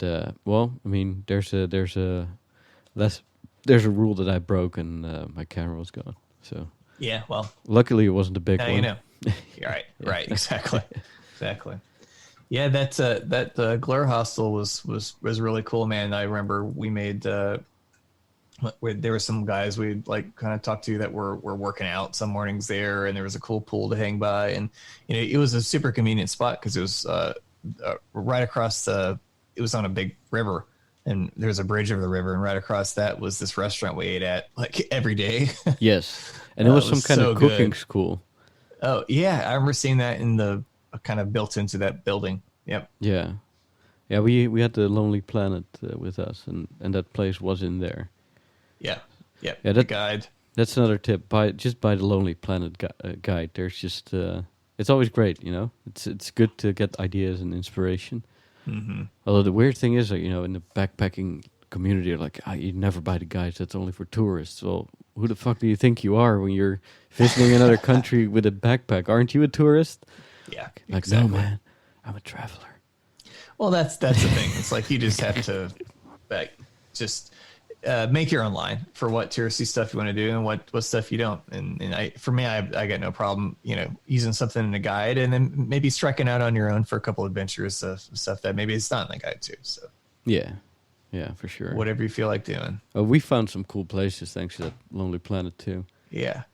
I just looking at the sign made me, it triggered a memory of, I think that next morning getting breakfast there, they had eggs and toast and it's like a pretty good breakfast, and with the eggs they served you a little dish of like peppers that was in the Glur hostel, and me thinking, okay, well this is cool, maybe some kind of local custom. I loaded up my plate of eggs with peppers, like a pretty good amount. Took a big bite, forgot that. And that was some of the hottest peppers I've ever had in my life. I was in pain for, I don't know, a couple hours. It was extraordinary. I had no idea people ate things that were that spicy first thing in the morning with breakfast. I never made that mistake again because that how did literally it feel? Hurt. How did it feel when it came out again? Oh man, I'm sure it burned both ends there. So that was cool. You get a little coffee there with your breakfast, and I think it's even part of your stay, or at least it was very cheap. I don't remember, but it was like maybe like $1 or $2 more per. Just like nothing. Actually, I think without breakfast it was like $3 a night, and with breakfast it was $4. Okay. It was. Yeah, you probably have a better memory about that than me. Yeah, it's so cheap, and it's amazing. We left a good tip for everyone too. Yes. I think that's also kind of. You just should do that. I think when you're visiting a country like that, it's only fair. It's right. Yeah. Well. Yeah. We also went to one of those wet markets actually. Cool. You have any pictures of that? Yeah, remember that? Yeah. It blew my mind seeing eels in a bucket, man. Yeah. Yeah. So there they are. That's also fish, frogs. Fucking frogs. What are those things? Do people eat them? I guess they do. I or maybe it's like some kind of like fishing bait. I don't know. They probably eat them, man. But yeah, that was a wet market, and it was kind of, it wasn't super gross, but it wasn't super clean either, Right. It's we didn't buy anything here. I remember that much. Mm-hmm. But I think we had rented scooters at that point, right? we did, yeah, and they were scooters they were basically motorcycles. Yeah. They We go had a lot of fun on those. Yeah, they Everywhere, go, man. They're motorcycles. They're small scooters that go as fast as motorcycles. I think that's the best way to Sure. Yeah. put it. So you remember we got those things, and then we went into traffic with it, and that was something. Yes, that was a little scary for the first time, going into to full speed traffic. Yeah, just 100 k's an hour on a scooter with pretty small wheels, while trucks and cars overtake you left and right, and you have to merge into different lanes and shit. And traffic is chaotic there. Yeah, It was intense, man. It was the first time I ever sat on a motorcycle. Yeah. We're lucky we didn't get killed, man. Yeah. Well, I mean, we were definitely trying to be safe. We stuck together. We used our turn signals and all that. Yeah. So we were driving defensively, and we just wanted to explore. So that's what we did. Yeah. What was that? Are those pictures you're showing? Was that on our trip up to Hot Springs? Yes. Yeah, we found this place that had these natural hot springs that we just want to hang out in, and that was, on the way there we found this place called Dutch Farms. And me being so Dutch, random, dude. It's just like sticks out like a sore thumb there. Yeah. Like, what the hell is that thing doing there on the side of the road, in Chiang Mai? Yeah. we just took some pictures. We didn't even go in. Yeah.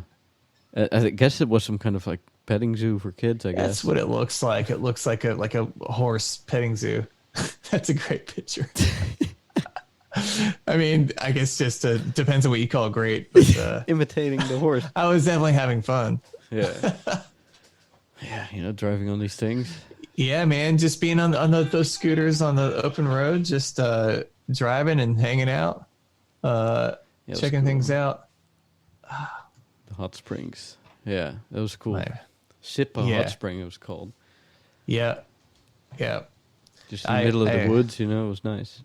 Yeah, we went out there. Basically, we're hanging out in one tub, and maybe I dropped something over the side, and I wanted to go get to pick it up, whatever. Maybe my sunglasses, and so I stepped down from it. It's kind of a ledge, and you can see where they had water running. I think where it naturally came out of the spring. It was very, very hot. Yeah, there it is, that pipe, and so it's kind of like a little trough around the tub. But there's a sidewalk. Look at the stairs. And so if you show that photo on the actual podcast, on those benches there, obviously it's concrete, it's safe, but that water right to the black water right there is actually very, very hot. Close it to doesn't boiling. look like it is. Yeah. So I stepped in it thinking, okay, I'm just going to, get my sunglasses or whatever it is. And the first sensation I felt on my foot was cold. That it was means confusing because exactly, we're in a hot spring. I didn't understand why the water would be cold. And then, about 1 second later, it took my brain a moment to process it. I realized I was having the crap burned out of my foot. It was being scalded. I mean, it swelled up, and I'm lucky it didn't blister. So yeah, pretty wild. Yeah, man, where were we? Somewhere, I think we got into Chiang Mai, and we're just kind of going from there, dude. Yeah, we talked about Chiang Mai. Yeah, I think we were kind of talking about the food and all that shit. Yeah. Markets in Chiang Mai. I guess that's what we did there. We just did some exploring, and did we go to some of those temples? And no, we went to the main temple was in Bangkok that we went to. The biggest one, yeah. But there's temples all over the place. But we did go to, wasn't it like an outdoor one in Chiang Mai? Yeah. Yeah, it was Yeah. kind of this temple complex. And Yeah. there were these monks walking around, and also That kid was super monks. cool. And, Yeah. yeah. Let's see if we can find picture of that. Yeah. So those monks were pretty cool just to see them. Like, sometimes they've seen, I mostly have seen pictures of them. Sometimes you'll see them out and about here and there, but to actually go to where they live and see them kind of working and hanging out was a cool thing. Yeah. Yeah. There's that one. Yeah. That's what I was thinking of, outdoors. I forget the name of it, but there were signs everywhere. Like, the value of mind is at a peaceful mind, this is what it says. And yeah, that was kind of a cool kind of garden, I yeah, guess you could call it, area. time and tide wait for no man. Uh-huh. The trained mind brings happiness. That's right. Train your mind. To the good and evil unseen by others are always seen by oneself. Yeah, that's good shit, man. Uh-huh. Yeah. It's beautiful temples, beautiful bike there. Yeah. I remember eating lunch and watching. I got some pictures of one of their fire trucks over there. Oh yeah. It just looks so different than the one in the U.S. at least that I'm used to. Yeah. Well, and there was also a food market there that was really cool. Mm-hmm. And remember the guy that tried to sell you a carpet? Yeah. That was inside that market. Yeah. Yeah, there was this carpet shop, and Yeah, I wanted to check him out. My uncle collects rugs, and I wanted, since we're in Thailand, just to see what kind of rugs I had over there, and that it was, it's some nice pieces, but nothing really crazy. But what I remember is what you remember is the guy in there being very pushy and not let me just check things out. So yeah, they're aggressive, man. They want to sell you their goods. yeah. Speaking of like aggressive, remember where were we? Remember the taxi drivers? They didn't want us to get an Uber. Where was that? That was in Bali. Okay. Yeah, that was crazy. We'll get to that All later. Right. All right. Sneak preview. Yeah. But yeah, so in that market there was also a Thai boxing stadium. Oh, dude, that was awesome. Man, I've forgotten about that. I was just thinking of the markets and temples and stuff. Yeah, dude, that boxing match we went to was fun. Thai boxing, yeah. Kickboxing, yeah. Kickboxing, that's right. Yeah. Or I guess it was it technically a Muay Thai match? I think Muay Thai, yeah. But Yeah, kickboxing yeah. and Muay Thai are pretty close. As far as I know. Yeah. Yeah, you Muay got Thai, a picture of us. Yeah, so we were at that market and we saw the sign for it, and we talked and decided, dude, let's go do this. Let's check it out.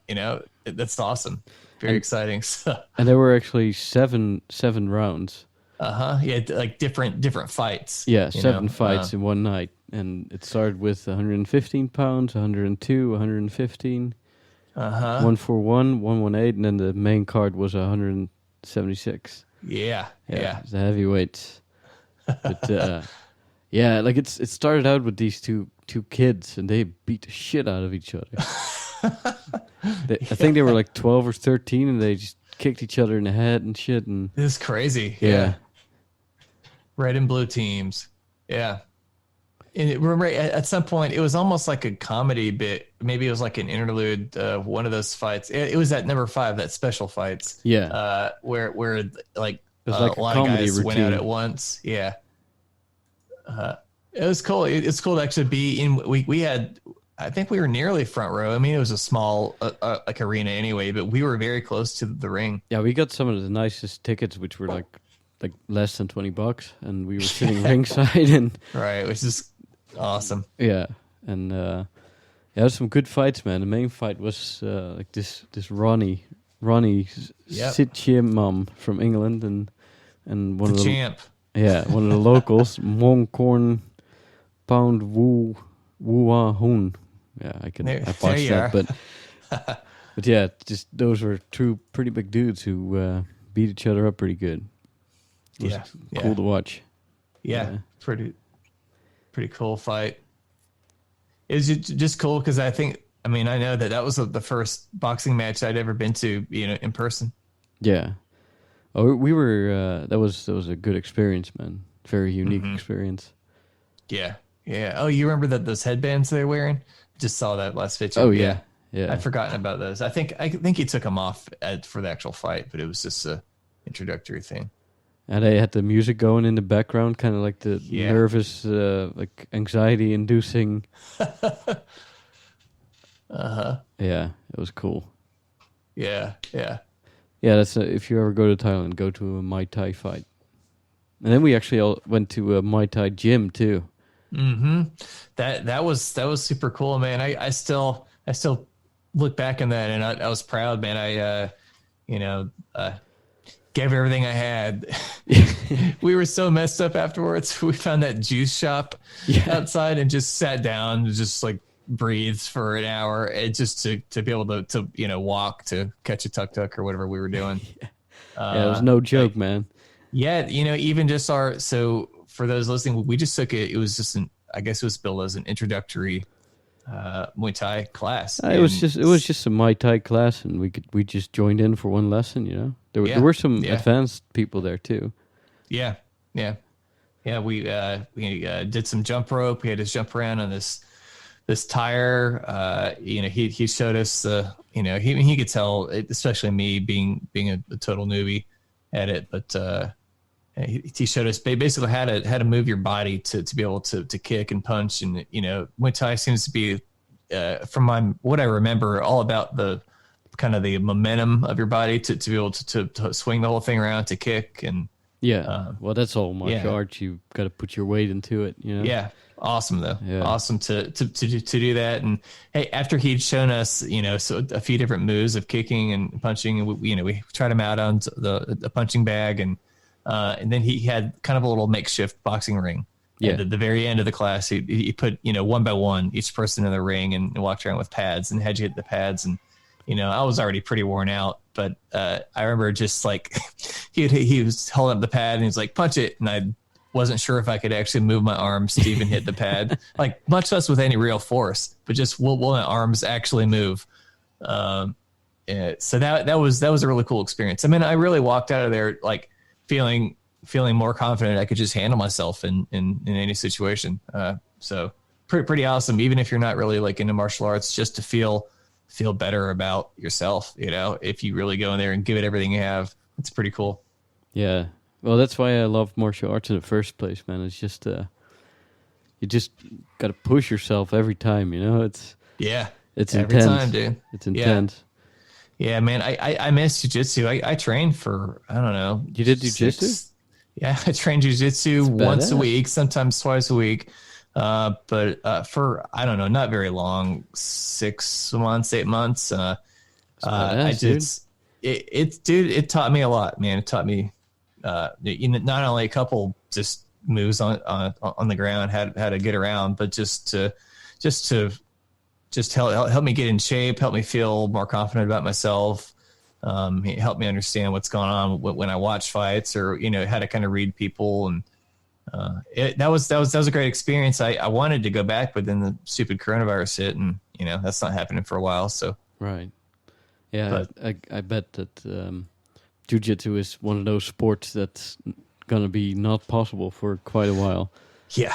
I mean, dude, it's all sweating all over each other. Yeah, there's no avoiding that, man. I mean, there are some fights, that are some rounds when you roll that are less, people that aren't as sweaty or gross, but it's inevitable, dude. The way the actual sport is, you have to be touching somebody literally, or you're not rolling. Yeah. So that's cool. But I will shout out to Open Source Jiu-Jitsu in Asheville. Those guys are awesome. There, Bobby's kind of the leader there, and started that whole thing up. And they're so welcoming, and really, like, helped me get going from the ground up.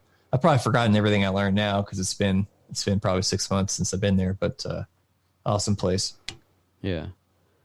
Well, I'm still doing Krav Maga, and cool. And the way they kind of work around it is, like, instead of trying to punch and kick each other, we use these pool noodles, and it's so we can still have the 1.5 meter distance.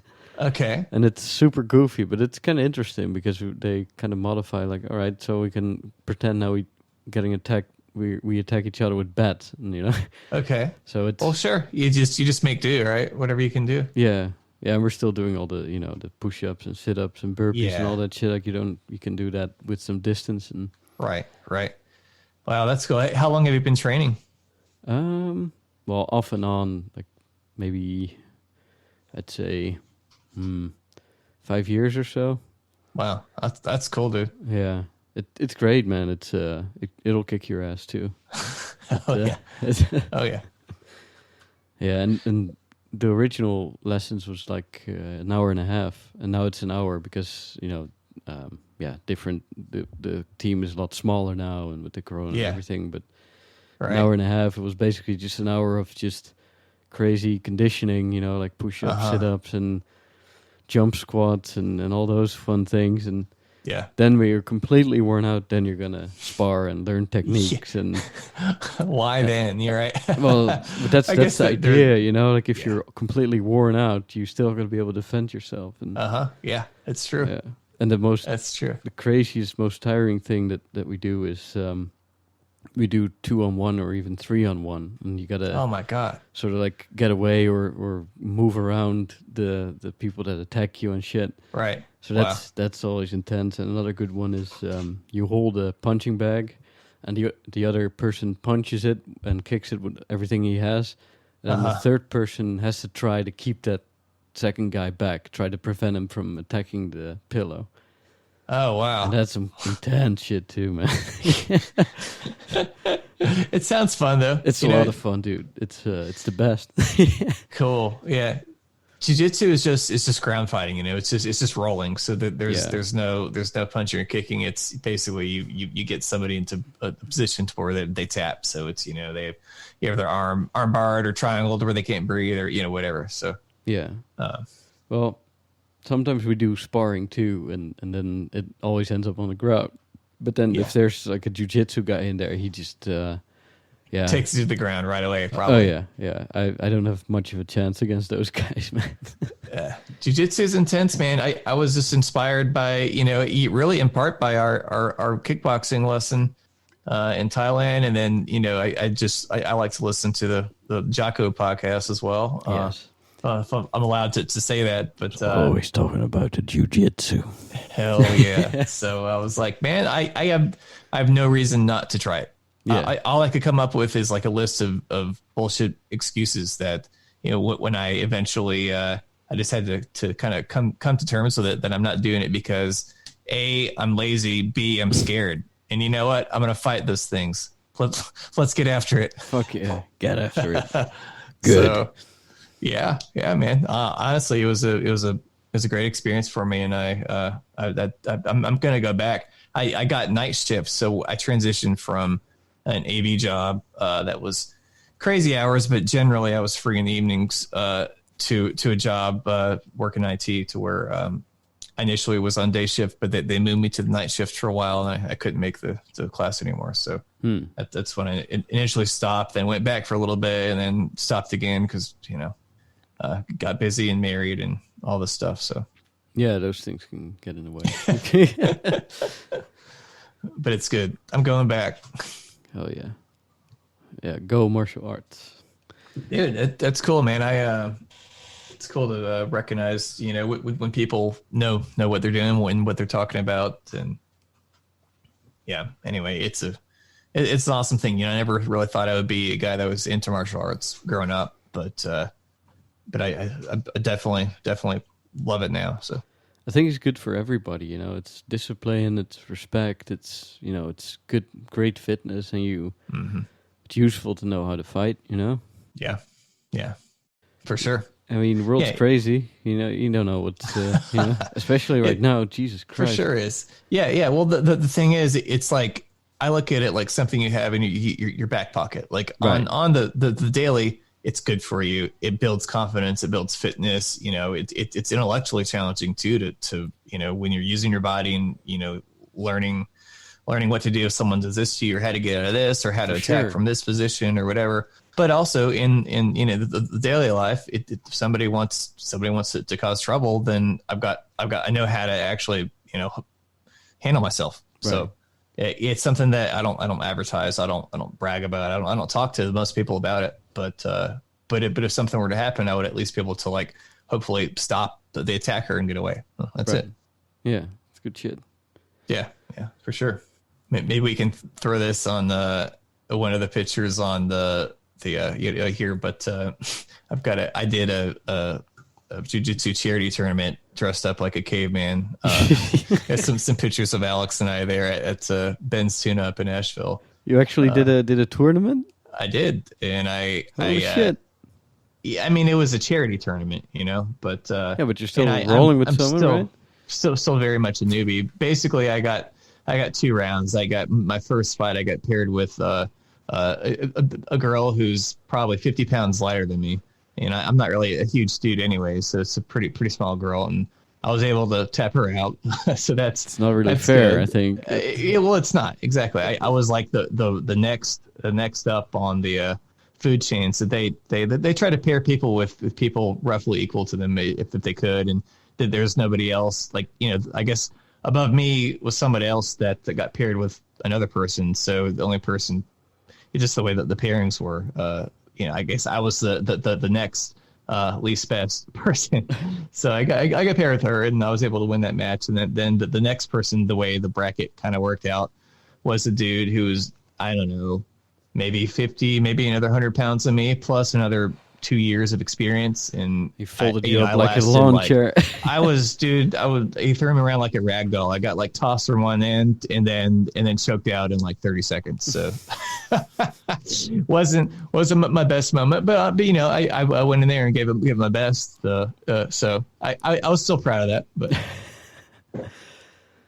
wow, that's cool, dude.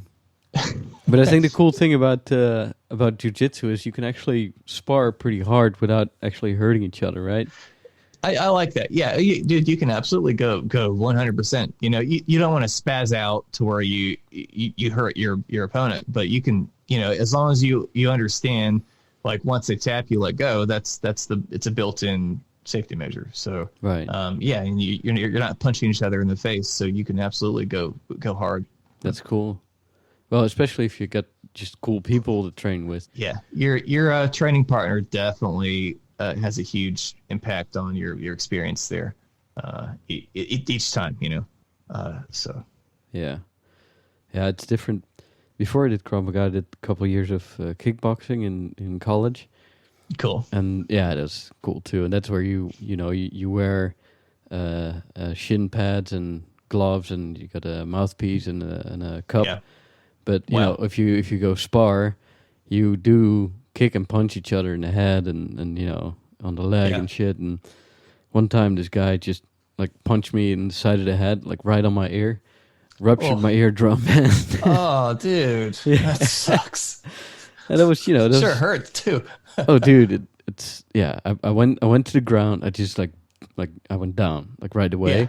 And when I tried to get up, I fell over right again. It was like I was like dizzy, like 10 times worse than the worst time you've ever been drunk, Like wow, yeah, just because your whole inner ear is totally screwed up. Yeah, your equilibrium, I think. Yeah. And yeah, dude, it sounded like I was underwater instantly. Oh. And I went to the hospital, and it was luckily it was like a clean tear, so it healed perfectly. And wow, I'm sure. That's nice. Yeah, I'm sure I lost some hearing. I mean, yes, some percentage. Yeah, but I guess that doesn't happen with jiu-jitsu. Well, I mean, you can still get hurt. You can still get pinned in weird positions, and but I'd say on the whole, it's definitely going to be less than striking.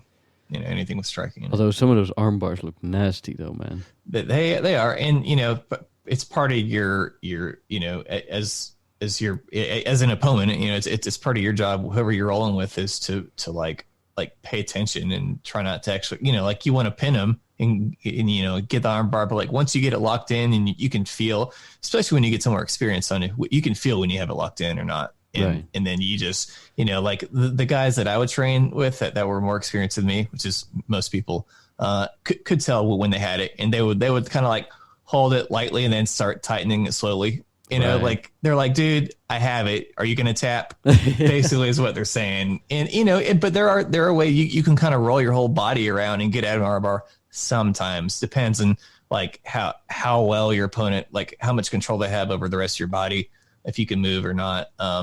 But generally speaking, once they have it locked in, you're done. So what you learn, like when somebody's got you, you just tap and you start over, man. Like it's nobody's there to get hurt. Huh. Yeah. You ever really got fully choked out where it was just lights out, or? No, not to unconsciousness, because once I mean, I've definitely got choked out like pretty regularly there, but that was basically where somebody had me in a choke. I felt it. I knew I couldn't get out of it, and I tapped. Right. I had one asshole training partner once that held it too long, even when I tapped, and it's like, I got on him like, what are you? Dude, I tap. Stop it. You don't have to choke me that hard. When you have me and I tap, you let go. Right. And that's cool. It's some people just have to learn. That's the same with every martial art. There was, kickboxing. There were a couple of guys that would just, when there was a new guy coming in, they would just beat the shit out of him. Yeah. Yeah, I mean, I think that cool. as somebody, well, of course, definitely not. But as somebody that's like getting into martial arts, I think you have to just learn how to deal with the a-holes. Yeah, so that's part of it too, I guess. Like you deal with some of the bullshit, like butt sniffing stuff that happens. Like, hey, this is me. And you just be real, and that's all you really need to do, man. It's just be real with them, and that you can get over that stuff pretty quickly. Yeah. So I guess another takeaway: do martial arts and do it when you're in Thailand. Go to a Thai boxing gym, man. Do it. Cool as hell. Yeah, that's a great experience. Yeah, and after doing that, you also will know right away why you should never pick a fight with people in Thailand, because yeah, you remember that there was this one girl. She was like this. She was, I think she was probably like 20 or something, and she was kind of like a petite, small, cute chick. And then once the lesson started, and she went ham on that punching bag. She totally kicked ass. Yeah, holy shit. You never know who trains, man. So you gotta just. It really just reinforces that you should always just be kind and be yourself. And, that was our rule traveling, and that's what you should do anyway, because, one of the other things is you don't know if anybody else is training, it's like if you're going to be an asshole to someone and then they train, you might just get your ass kicked. Yeah. So. Oh, that's one of the first rules anyway. Don't start a fight in another man's country. Yeah. But, yeah. But especially in countries where a huge part of the population practices martial arts. Yeah. Yeah. Yeah, dude. Yeah, Muay Thai in Chiang Mai. Yeah. Yeah. That was awesome. What was our next adventure? Going to Khao Sok? Well, there was. We also had another adventure in. Hold on. Here are the drinks. There was those were the post lesson drinks that we sorely needed. Yeah, I remember that police station. Yeah. Let's see. I think this was the gym. Yes. Yeah, here it is. I remember it was called Sky. I don't know if you can see it. Yeah, it was next to a bar, I think. Yeah, like Sky Kickboxing. Yeah. But there was also in that market there was also Boy Blues Bar. Remember that place? Was awesome, dude. That was so much fun. Yeah, dude. That was cool. You actually got up there and jammed. That's true. Yeah. Yeah, it was fun. And there was this Thai dude with the long hair, and his name was Boy, and he was kind of the owner of the place, and he would jump in and go to and play some songs and shit. He had this really cool soul voice, Yeah. It was a cool like blues bar, blues jam. Yeah. And then we hung out there, and everything was kind of closing down, but we didn't want to go home yet. And then there were some interesting characters hanging around there. And it was like, hey man, we'll just you can come hang with us. We know another place that's open. Yep. So that was the Australian guy, right? That had been in Chiang Mai. There he is for I guess quite a while. Yeah, I don't know how many years at that point, but he was initially cool. Yeah. So we did the jam and got to meet those guys and those new friends, and end up going to a bar afterwards with that Australian guy. And what was his friend's name? Thomas, the guy that's in that picture there. Yeah, I don't know. I feel like it was Thomas. Thomas, yeah, but he was like a Thai dude who has some kind of growth he had some kind of condition. Yeah. Like he was definitely like growth stunted, probably mentally as well as physically. He was a super nice dude, but you could tell he was kind of a simple guy. Yeah. And they were just hanging out and drinking, and kind of looked around, and there were these chicks walking around in red dresses and shit. We didn't realize exactly what we got into initially. We kind of realized, like, oh shit, this is probably some kind of shitty hooker bar, And everything was fine initially, yeah. But so as the night went on, we didn't stay there a heck of a long time, but no. So it was me that started off with it being weird, right? Where I held the drink the wrong way. Yeah. We were just hanging out, and I kind of had a feel like, like let's just have one beer and then just get out of here. And there was this group of Thai dudes. I think it was 4 or 6 of them, and they were kind of hanging out in a different booth. And at one point, one of them came over, and they started talking to us, and you poured your beer, like you poured your beer underhanded in your glass. Yep.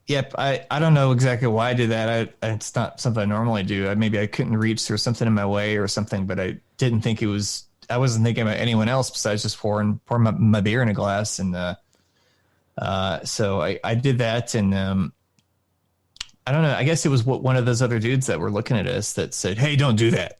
Yeah. Right. Something like that. You asked, like, why? And he was like, yeah, that's for, that means death or something. That's for funerals or something. It had something like that. Right. It had some kind of like dark undertone or something. And yeah. And I didn't understand. So, I don't know exactly what I said to him at that point. I think I told him I was sorry, and, but the confrontation kind of like continued. Yeah. Yeah. I was kind of listening to it, I was like, oh, this is not going well. Let's just, I think we just left like a good amount of money on the table, and when they were distracted, we just quickly walked out. Yeah. That was though, if you are still listening to the podcast, this is the one experience, in Thailand that we were not comfortable, is basically just a kind of a meaningless confrontation with these dudes at this bar late at night, where, there was no substance to it. I'd poured my drink the wrong way, and I didn't understand why they were telling me to stop. And I told them I was sorry, but they were still mad at us. So we felt a little weird there, because, when everybody's drinking, you never know what's going to happen. I think those guys were kind of looking for a fight too, They probably were, because us, man. We're not trying to start any shit. So yeah. But then we just there was one point where the waitress bought a bunch of drinks over, and they were just kind of animated and focusing on their drinks and talking to each other. It's like, all right, now's the moment to go. Yeah. So we like you said, we left some money and then ducked out of there. So turned a couple I think really quick corners. That's the best way to handle it, man. There's just, like, no one's gonna win in that kind of situation when there's confrontation. So no. I remember just kind of walking quickly and just hoping that we'd find a cab somewhere. Yeah, we did really. I think it ended up just fine. We went around a few corners, got to the main road, and got a cab or tuk-tuk. Yeah, adventure. So time, yeah, man. that was fun. Yeah, and then the next stop was we went down back to Bangkok again to because hold on, I found a Muay Thai school here. Okay, let's see, there it is. That's the one. Yeah, that's the picture. Muay Thai training. Yeah. See, a sky kick. Yeah, sky kick Muay Thai gym. Cool. Yeah, second floor. With all the scooters parked out front. Oh yeah. Yeah. Legit. Yeah, I took a lot of cool pictures there, man. Just if you love photography, you will have a good time there. Lots of cool shit. There's the drinks. Yeah. No durians allowed. Yeah. The durians, that's that fruit that has a terrible smell, and a lot of places don't allow them because they'll stink up the entire building. Yeah, I just found it hilarious that there'd be a sign with, outlawing a certain fruit, in this establishment. I guess it's a problem with people drinking them. I don't know. Yeah. Well, before we left, we went to this restaurant that we were talking about earlier. Yeah, the one that was across from our hostel. Yeah. Yeah, there it is. And then right across the bridge, you had the Red Chili's Cooking School. That's it. Yeah. The River Market. That was the name of the restaurant, yeah. Yeah. The River Market in Chiang Mai. That's it. And we had some amazing fish there. Mm-hmm. And meat. Fresh seafood every day, man. It was just so good, yeah. Yeah. that fucking guy. Yeah, I'm still in touch with him, man. I'm gonna do a podcast with him too. Dude, that guy's badass. Yeah. James, is that his name? Yeah. So James, if you're listening to this, better keep in touch with me, man. Yeah, cool, dude. Yeah, I remember one of the first real conversations we had with him. He was like, "How old am I?" Just questioning us. I swear, I thought he was, I don't know what I said, 30, and he was like 22 or something. Yeah, he looked like he was like in his like mid 30s after like hard living, but but yeah, but he took pride in that, man. He got that pirate look. He did. One of the coolest motherfuckers we met on that trip, man. Yeah. Yeah. Shout out to James. That's right. Yeah, but that's a great thing about backpacking, man. You just meet so many characters, Yeah, for sure, dude. We were on the scooters. We were on. It was days later, and we saw him walking out the side of the road, and we yelled at him, and I picked him up. He got in the back of the scooter, and we went maybe back to the hostel or somewhere. But I remember just being like glad to see him. Yelled at him. It's funny. Yeah, then we met him again in Koh Phangan. Yeah, awesome. Yeah, next day. How long did we stay in Chiang Mai? I think like a week, right? At least a couple days, right? Almost a week, I think. Okay. Yeah. Wow. Yeah, we love that place, man. There's just just lots of stuff to do and just, I feel like we did we spend longer there than Bangkok? Yeah, Bangkok was only like 3 days in total. Because Bangkok is cool, but it's it's still just a huge city, and it's I guess it just depends on what you're looking for. I mean, Bangkok, 2 or 3 days is great. You can probably spend a month there, but Thailand's big, and I like Chiang Mai a lot better. Yeah, agreed. Just a little smaller scale, and just and then we took the train back to Bangkok, and we had another one of those nice trains reserved, but something went wrong, and we had to take another train, and this was like it was a different experience. It was like the cheap train. I was like, at first we're like, man, but then we were like, this is cool. Why not? It's another adventure, let's do it. Fuck it. Yeah. sleeper train, you know. So I don't know if we explained that the first time. You basically got on it one afternoon, slept overnight, then woke up, you know, in the morning. That's like your destination. So you know, this was going back down. This was another sleeper train, and it's like a 10-hour ride, I think. it was a while. Yeah. So I remember, you know, the one thing I remember about that ride is I was asleep in the bunk. So the seats that you lay in, you know, they kind of collapse down to make a bunk. And I remember being asleep and then being rudely awakened into the middle of the night because I don't know if it was coal or if it was just dirt from something. Look at that dirt. That there was a clod of dirt that hit me in the face at whatever in the morning, woke me up from a dead sleep with dirt all over my face. Probably accumulated shit from years, you know. Maybe it fell from the windowsill. Yeah. I don't know how it got there, but all of a sudden, you know, with the windows down because there's no AC. And there were these fans that are spinning around, like big, strong metal fans that didn't have much protection around it. And if you accidentally hit that with your foot or your hands, you just lose a finger or a toe, you know. And you actually are pretty close to those things when you lay in your top bunk. I had a top bunk that ride. I remember like, oh, you know, I'm gonna just shift all the way to the side so I don't accidentally just lose a toe. Yep. Pretty. But that train ride, man, was a beautiful beautiful scenery on the way there. You know, just and they were apparently annually they burn the fields to kind of to replant them. Mm-hmm. And we drove through those burning fields, and the air quality was pretty rough. Yeah. No sleep. Yeah. It was during the day, man. It was super hot, but it was cool, man. It was very memorable. It wasn't always fun, but it was just part of the adventure.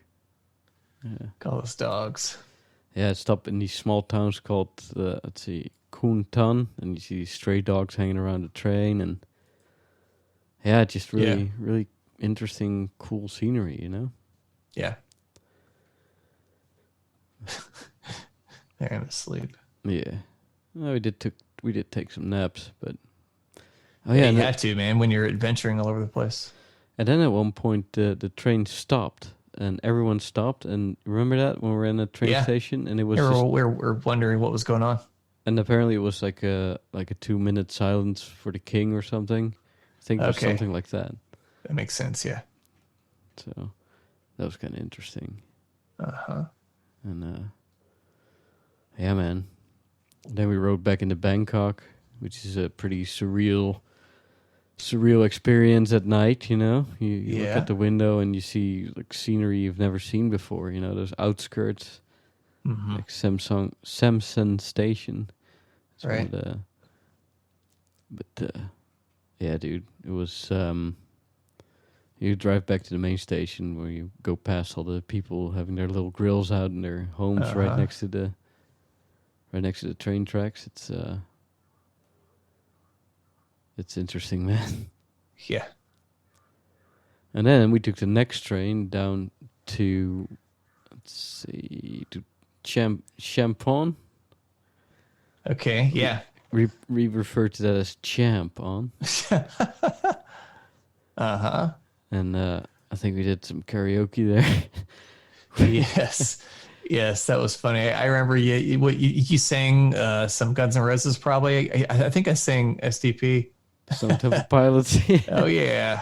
And we were one of the like 5 people in the restaurant. Yeah. That was kind of weird. It was just kind of empty. But they had karaoke, and we went there. They did. While having a Leo bear. That's right. Your face and singing. It's hilarious. And that was only just one night to just stay over, and then we went on to Koh Phangan, where you hop on a boat. Yeah, man, that boat ride was gorgeous. Yeah, just that water, stunning. Yeah, you're just on this open boat, and yeah, man, just beautiful, just open water with these cliffs, shooting out of it, big chunks of land and islands. And yeah, I know, especially once you get where it's a little bit more shallow. When we got to some of the destinations that the boat was dropping off, you could that water was like a bright, like aquamarine color. It was just absolutely gorgeous. Yeah, it's the Gulf of Thailand, and it was actually fairly cool when the boat was moving, just because of the wind. But when you're stopped, that water is so tempting just to jump into. yeah, I saw this Australian dude who had cunt tattooed on his foot, and I had to take a picture of it. Australians are so crazy with that, man. They don't give a fuck, man. That's their word. Yeah, cunt. Cheers, cunt. Cheers, mate. Mate, I'm a good cunt. You're a good cunt. So good. Is that where we went to the full moon party? Yes, that was Koh Phangan, but there was also this Amsterdam Oh bar. man, yeah, that was called New Amsterdam, right? Yeah, or Amsterdam, something Amsterdam, but people were like smoking weed and eating mushrooms and shit. And yeah, that was a cool place. I thought about getting that mushroom shake that they sold there, but I was a little nervous to drive my scooter back. Under the influence, so I ended up not doing it. But yeah, it also didn't. Sweet place to chill though. Yeah, let's see, Amsterdam bar. It's called. There we go. Amsterdam written in the Rasta colors, of course. Yeah. Scooter adventures with the scooters. Yeah, scooter is your main vehicle to get around. Yes, it is. Yes, it is, man. And some of those roads are just so beautiful. Just there's some where it's crazy and some where it's just nice open. It's just you in a scooter and palm trees. You're in this gorgeous jungle. Yeah, that's one of those pictures you just showed. Is one of my favorite memories there. We're just sitting there having a beer, and it's just that's it. Just beautiful open water behind us. Yeah, it's amazing. Yeah, it was just that's $1 million view right there. Yeah, it's so incredible. Yeah, I remember that too, man. That was nice. It's I also just enjoyed just cruising around that island and just looking around. Yes. It's just so beautiful. And they sell gas for those scooters in liquor bottles by the side of the road. That was something to get used to for sure. You're when you drive by a quote unquote gas station and it's like a little hut with these glass bottles sitting out front of it. Yeah, totally different. It's not very safe. Probably not. Oh, that was another cool place. Yeah, I forget the name of that place. I remember that I ate a fruit smoothie there, and I got the most terrible food poisoning ever. Oh, dude. Yeah. You remember that? Yeah, you're stuck in that was in, I don't know where. I think you were in that wave hostel at that point. Yeah, we were there. You being sick for a couple of days. That sucks. 2 days. I was just done. Ugh. Yeah, that was after the full moon party. Yeah. What was your opinion on it? It was wild, right? I mean, it was a crazy experience just because of all the crazy people on the beach and the music and the drinks. But if it was my first time, I would definitely do it again just to experience it. But I don't know that I would do it again. No. It was just one of those like, okay, wow, this is crazy, a bunch of people partying, and then there's really not a whole lot else to it. I really like just going on the other adventures. Checking out the different beaches with the scooter, or same. But that's more fun than just the straight up party and with a bunch of people thing to me. Yeah, it was like the full moon party. I would describe it as like the craziest spring break party with no rules. It's very much a bunch of spring break kind of environment. Yeah, and it was just wild. And people playing jump rope with ropes that are on fire and shit. Yeah. Those. It was a cool experience just to kind of like people watch. Yeah, and they sell those buckets everywhere, which is this like little plastic bucket for like. It's like a little beach bucket for kids. It comes with a bottle of Thai moonshine, and some Pepsi and Coca-Cola, and you just pour it in the bucket, and then you just walk around with the bucket and drink it. But I did not do that. I mean, if I would have done that, I'm sure it would have been even worse than a food poisoning. Yeah, exactly, dude. But it's basically this long strip on the beach, and with just different nightclubs and bars, and everything's packed, and the beach is packed, and there's all kinds of shit going down on the beach, and it's just a wild scene. Yeah, we had to buy.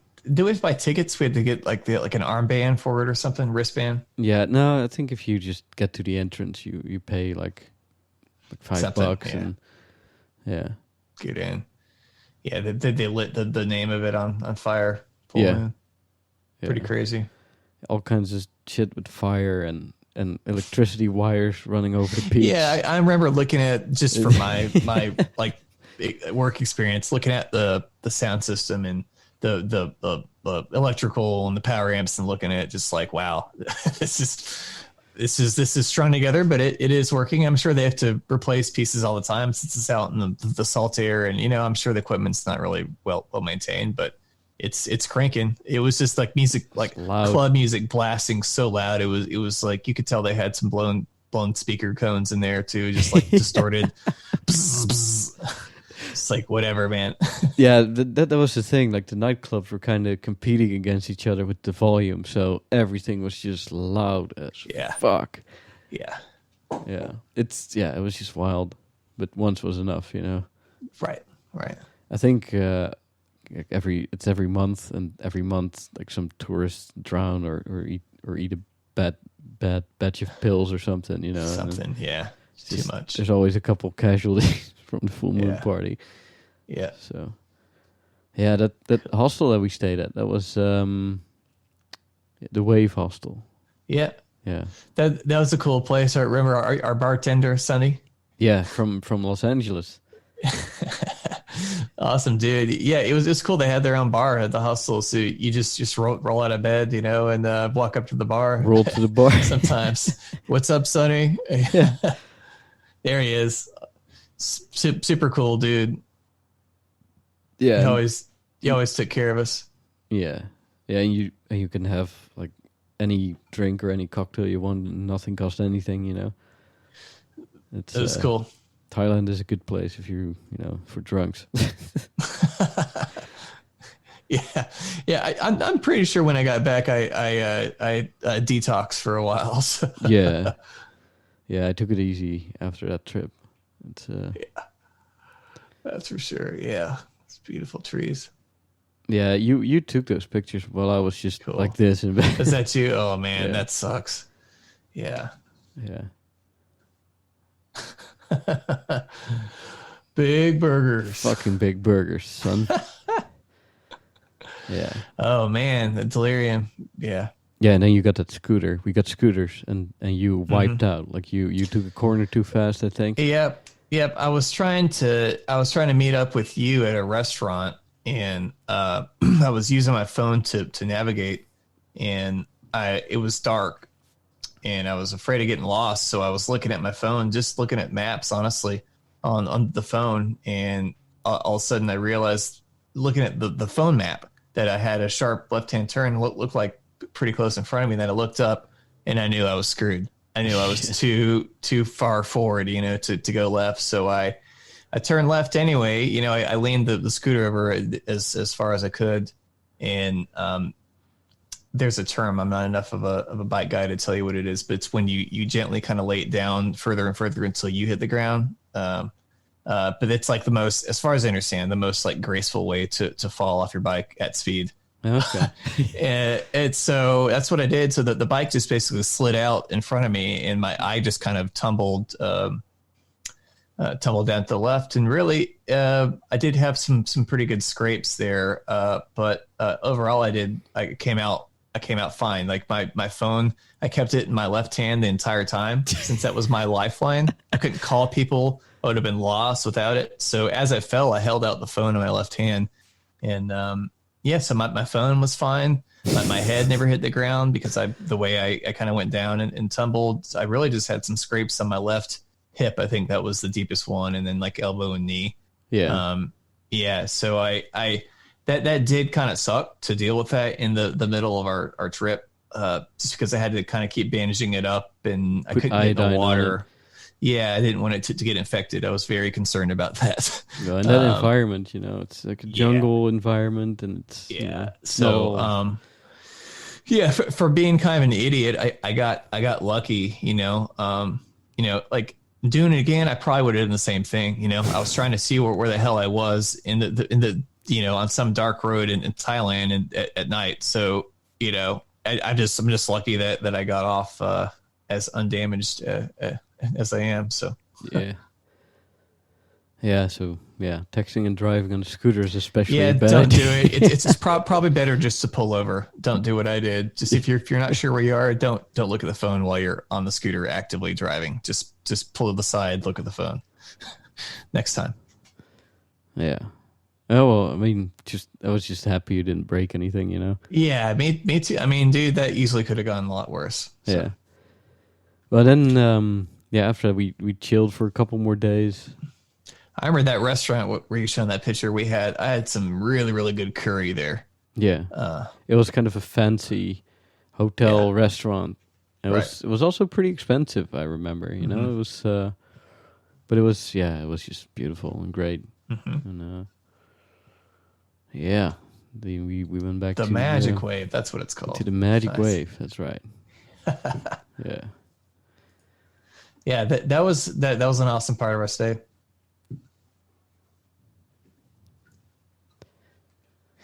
I remember going to those those I guess restaurants that serve drinks with these amazing cliff views over the ocean. Yeah, there's this place called the Secret Mountain in Koh Phangan, and it's it's an incredible view. Yeah, there are some cool places with pools and different levels of bars and stuff, and we checked out a couple of those places. Yeah, see that pool overlooking that mountain there. That's awesome. I do remember being a little annoyed by the club music they'd play. Yeah, like the just the techno kind of stuff was kind of got old. But it wasn't every single place. But I think that's just kind of the environment that they wanted to set. Yeah, but if you got like this place with this incredible view, you just want to just hear silence, Yeah, exactly. Not that kind of music. I don't want to hear that shit anytime, anywhere, anyway. But especially looking at this majestic view, man, over the mountains and ocean there, and it's a view to meditate on, man. Right. Yeah, I liked all those levels. Driving the scooter up and down those hills was crazy at times. It was a little bit off-roady. It was pretty steep. Remember we had to like basically come to a stop, and then you have to use your feet and balance and kind of carefully gas it up the rough terrain. Yeah.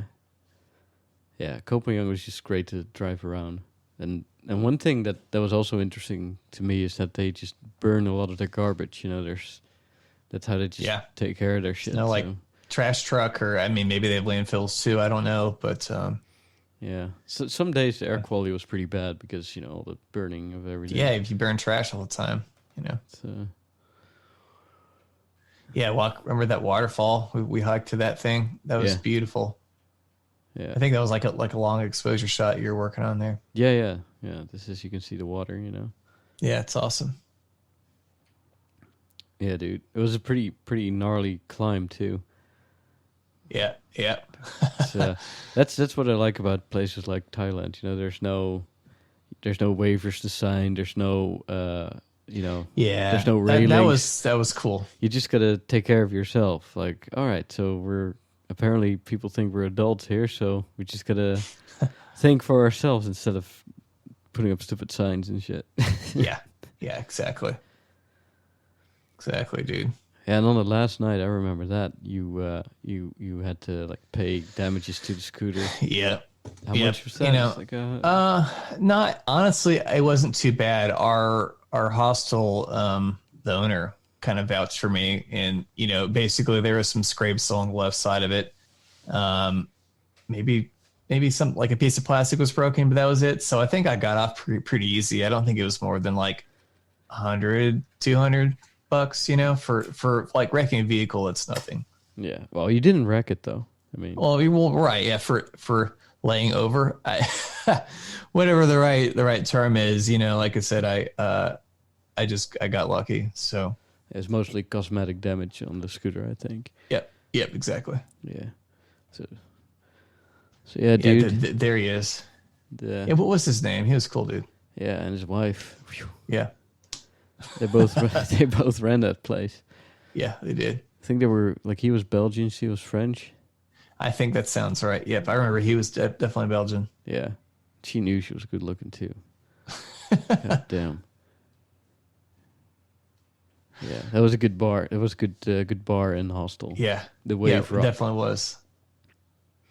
I recommended it to a friend who went to Thailand recently, but he it was already booked up. Like he wanted to go to full moon party. Okay. Yeah. So yeah, Koh Phangan, man.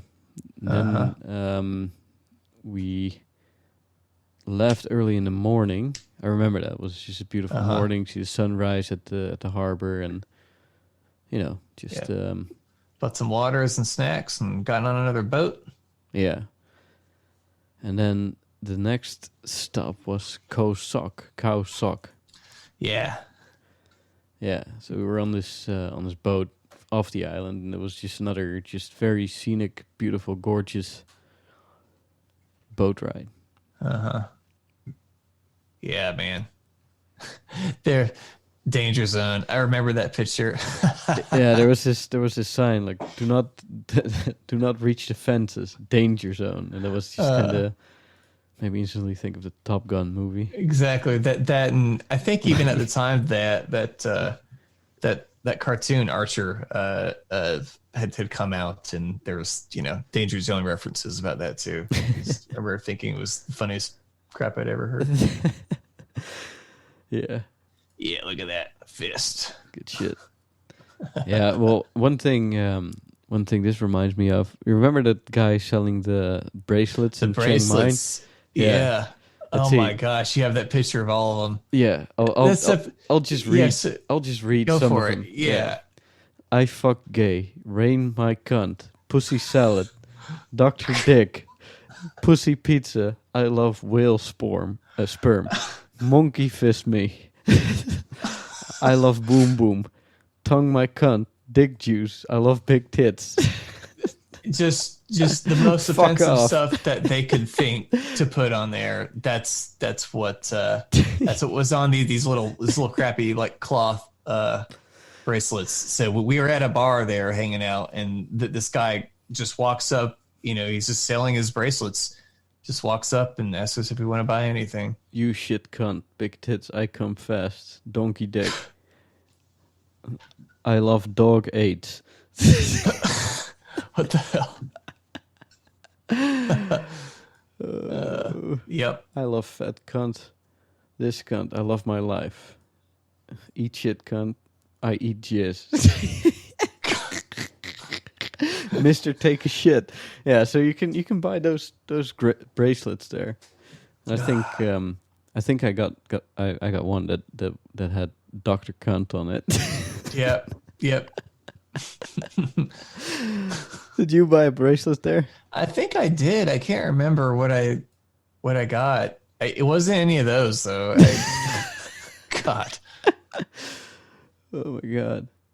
I'll put a picture of that up too. That's funny shit. Yeah, I see your bracelet there.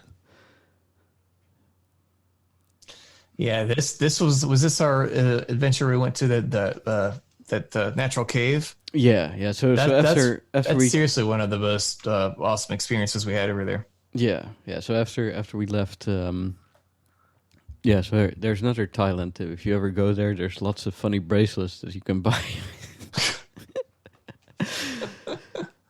But there was, we went to Khao Sok, which is this amazing, like it's like a hydro plant lake. They put up a dam and they filled up an enormous lake, and so you got these islands sticking out of the water, and it's just spectacular. And yeah, it's but that was before that we stopped in this town called Bang Klong Sok, I think. I guess that sounds right. Yeah, it was just a small town, one street, and from there we took a bus the next day. Mm-hmm. So yeah, because that was the town. But we went to the Khao Sok National Park. yeah, I think was what it was called. that was it. Yeah, Look at that water, man. That's insane. yeah, yeah. So there's this. It's this stunning, just huge lake with mountains and with with just jungle and islands and they take you on this open boat with the motor on the back, and there's I think there were like 20 people on that boat or something. Yeah, something like that. Yeah, that boat goes fast and just extremely scenic. Shots are Just right. stunning. Crazy, beautiful. Remember our guide had this funny thing he would say. Can you remember? I can't remember. I remember like imitating him and saying it for a while. Oh yeah, I forgot what it was. Funny. I don't know what it was anymore. Yeah, what was it? No, it'll come to you. Yeah. But yeah, then we ended up in this like this little floating village kind of. It's like a little floating. That was our camp. Yeah, like a floating hotel hostel. Mm-hmm. And these little huts where you stay in, and there's a kitchen and pretty cool place, honestly. It's tied up next to the shoreline, but instead of them clearing out, a whole swath of land on the mountain, it's probably hillside anyway.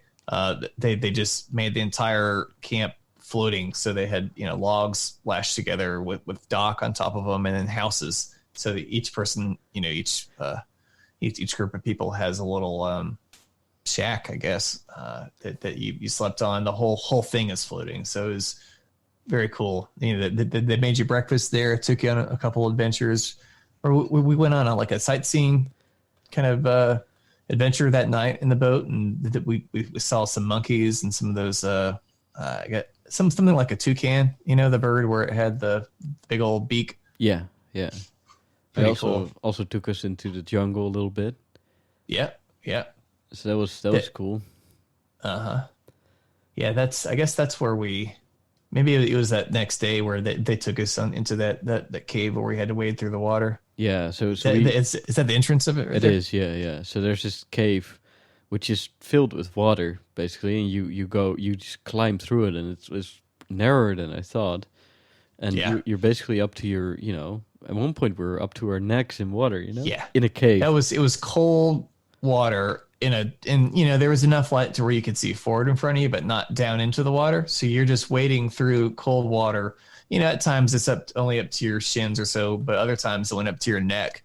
And I, there's my foot. Luckily I wore shoes. I didn't want to be wading through a cave in just flip flops, but we didn't know it was going to be that I don't know, hardcore of an experience initially going into it. Like, cool, there's a cave, let's go adventure through it. But then it turned into this legit adventure. Yeah. So that was pretty awesome. That's another one where, when we got through it, I was proud to have done that, and, made it through that. That was kind of a scary bit of the adventure, wading through this cave where you can't see where you're walking.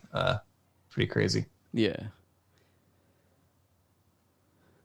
Yeah, it was good times. It was good, man. And then one of those evening trips, we went out with the boat in the evening. It was just, I keep saying how beautiful it is, but it really is. Yeah. There's our guide. Yeah. Yeah, look at those shots, man. Yeah, That's awesome. I gotta print my photos, man. I'm working on, system that I can sell my photos on my website. Cool. And then, so check that out, everybody. Go to dehube.com. That's DHOEBEE.com. That's where I put up my photos. Yes. And you can buy them soon, so check it out. Well, and then there was also just this sort of cafeteria area where it's kind of like the main base camp area. Yeah, and they were grilling, and also part of the floating thing. Yeah, everyone was having a drink and having a good time. It was cool being able to hang out and eat and have beers. And in that photo, we were hanging out with actual guides themselves. There were different groups. Each group had kind of a guide, and You know, they're cool enough to give us some liquor too. I don't know what it was, but I remember thinking they were super cool because we got to drink more than just beer because there's nowhere else to buy. You know, you're literally on a little floating, you know, string of huts together. You can't just go out and buy drinks anywhere. So it was cool. Yeah, we just hung out. You know, it was cool. It was hanging out with the locals. Yeah, that's it, dude. And then we walked into that group of, I think they were from Singapore, I think. Yeah, that's cool. That they had a guitar. We were playing a little bit. Yeah, it was good, man. Just a super clear water. Yeah, wow. Yeah, definitely. That was, in terms of beauty, that was definitely all the way up there, man. Yeah, for sure. Man, I forgot how beautiful some of these photos are. Some of those photos made me think of, I remember seeing some of your photos from New Zealand. It kind of looks like that with the water and the cliffs that stick out of it. Yeah. Yeah, it is, but this is definitely, it's sort of similar, but it's also different. It's definitely a more greener, more jungle version of jungle. Yeah, for sure. Yeah, went to that bat cave. That was crazy too. Yeah, if I knew then what I knew today about bats, I probably wouldn't want to go in there. Yeah, same, dude. I got a fucked up story. One of my dad's colleagues, he it wasn't like a direct colleague, but just someone from work that he knew. He went to Africa on some kind of safari, and they also went into a cave, and on vacation, and at one point the bat just swooped down and bit him, and oh my god! 2 days later the guy was dead. Whoa, dude! Yeah, that's insane. Yeah, that sucks. So I mean, it's fucking bats, man. That's right. Yeah, dude. So that was, that was Khao Sok. Yeah. And then I remember from there we had to take a very, very long drive. We wanted to go to Krabi, which was another like town between Bangkok and Khao Sok. Mm-hmm. It was kind of on the way back. It's like, oh, this is another like pretty medium-sized town, and let's check that out. That might be cool too. And we got into this little van. It was like this little Toyota construction van. It wasn't an actual bus, right? And we drove for like the whole day. And on the way, they picked people up, they dropped some people off. They picked up some packages and dropped them off. They're just making money. Yeah. Yeah, I remember it took longer than they promised. Uh-huh. Yeah. We were just like lucky to find food then. Yeah.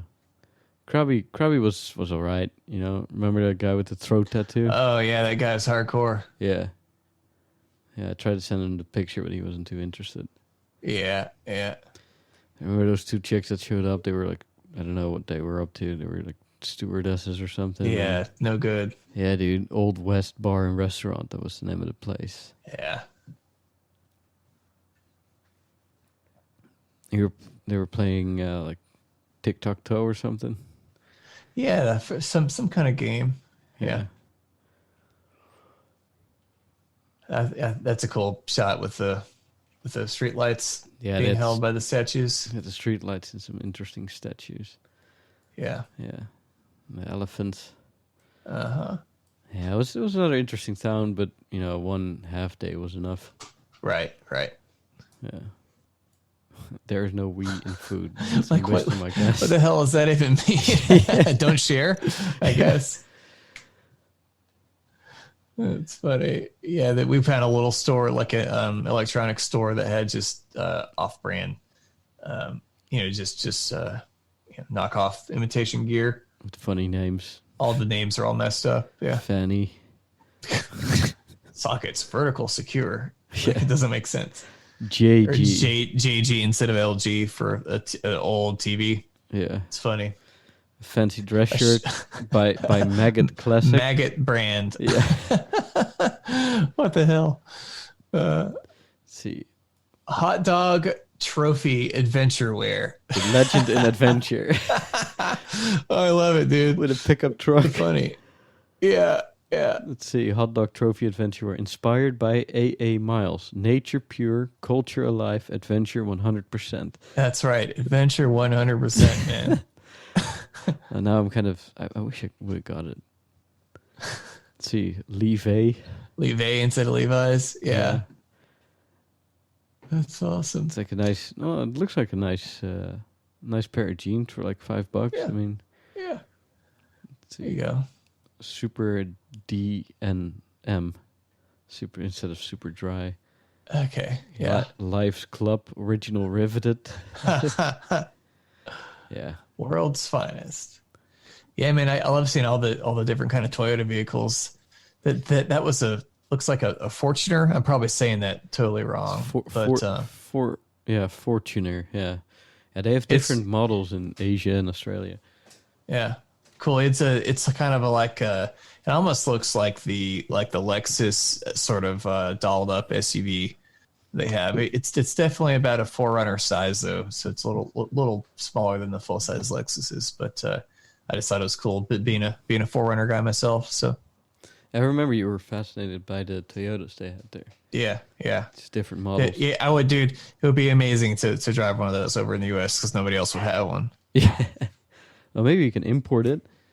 Probably, but at what cost? So, if you hear any other sounds, my wife is home and our dogs are barking now. That's all right. I mean, sometimes a scooter comes by here. You heard it. I haven't heard it yet, but okay. Well, it's all good. That's a dog. Well, then next up, we were back in Bangkok. Yeah. Let's see. We were back in Bangkok, and we I remember. Damn, that dog is loud, man. Yeah, that's Paisley. If we want to take a quick. Well, Alex should be in the house any second now, and she can. Yeah. The dog will stop barking. All right, so yeah, we were back in Bangkok and we took the plane there. It was kind of on a whim, like one weekend we were like, shall we just go to Bali for the last week we're there? Yes. And I was like, that was a great decision, man. That was also amazing time. Yeah. Yeah, it was it was definitely a very different culture than Thailand. Yeah. And it was a flight round trip, was like $150 or something. If not less, Not bad. Exactly. Yeah. And then we hopped on the plane. We almost missed our flight. Remember that? Oh yeah. I remember seeing, in the actual plane, seeing advertisements on where your luggage overhead compartments are. Seeing the advertisements in the plane was kind of weird. Oh yeah, just a different flight experience too. Yeah. Well, then we went to what's the name of the guy again? The Bali Surf Adventure. Yeah.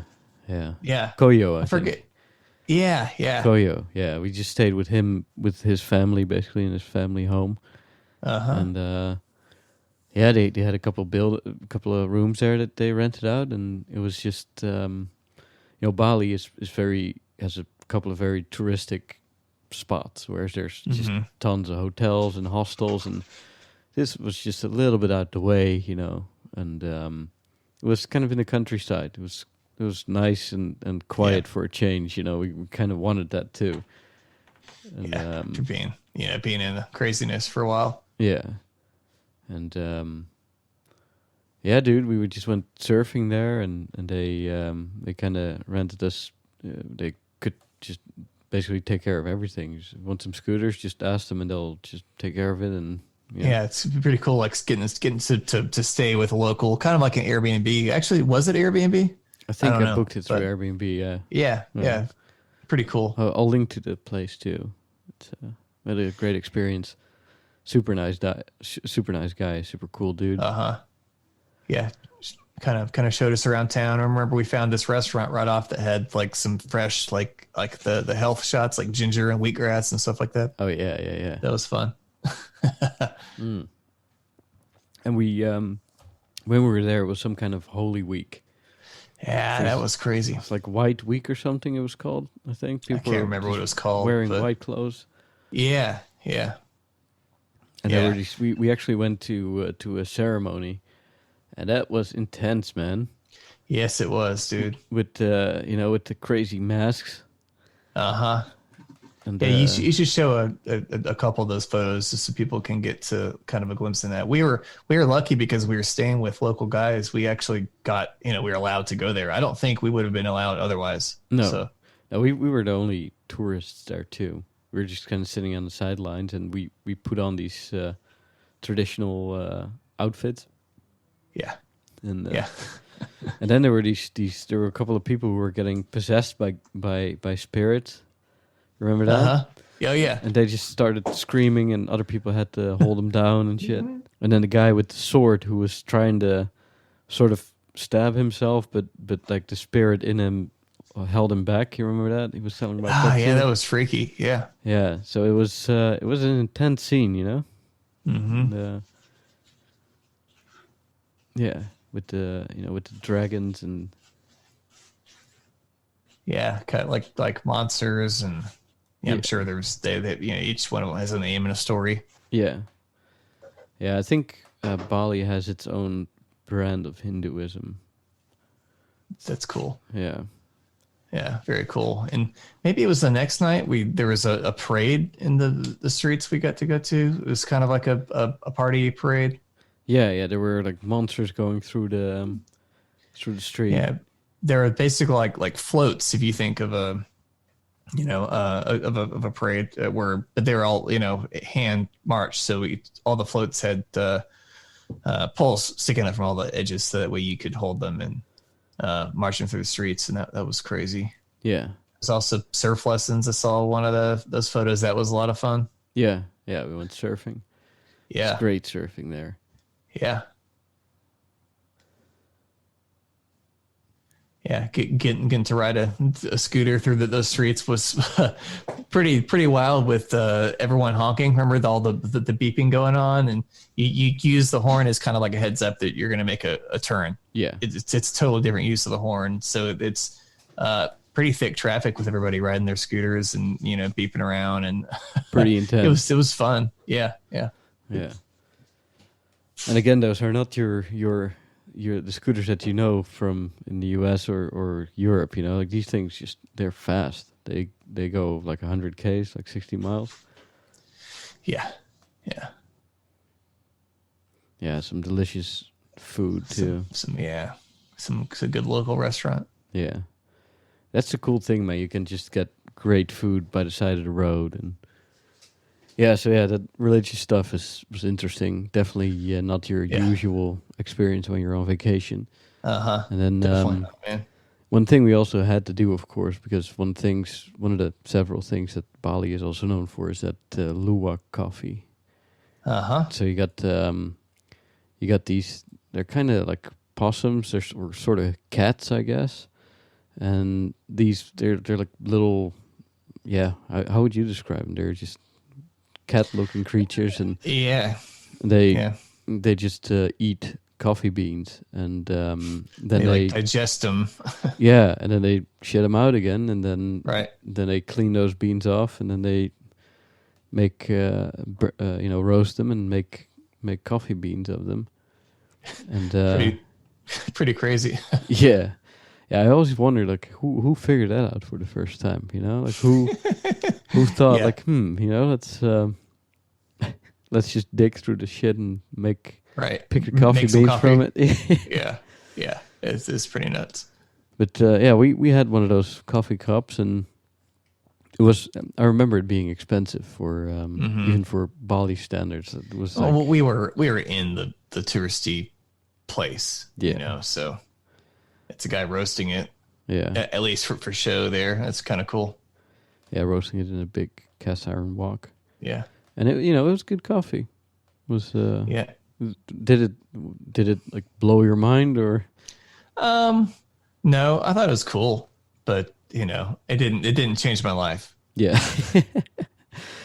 Yeah, this place was cool. They had like 10 different teas that you could try, because Bali apparently also has like all kinds of Very cool teas. Teas, yeah.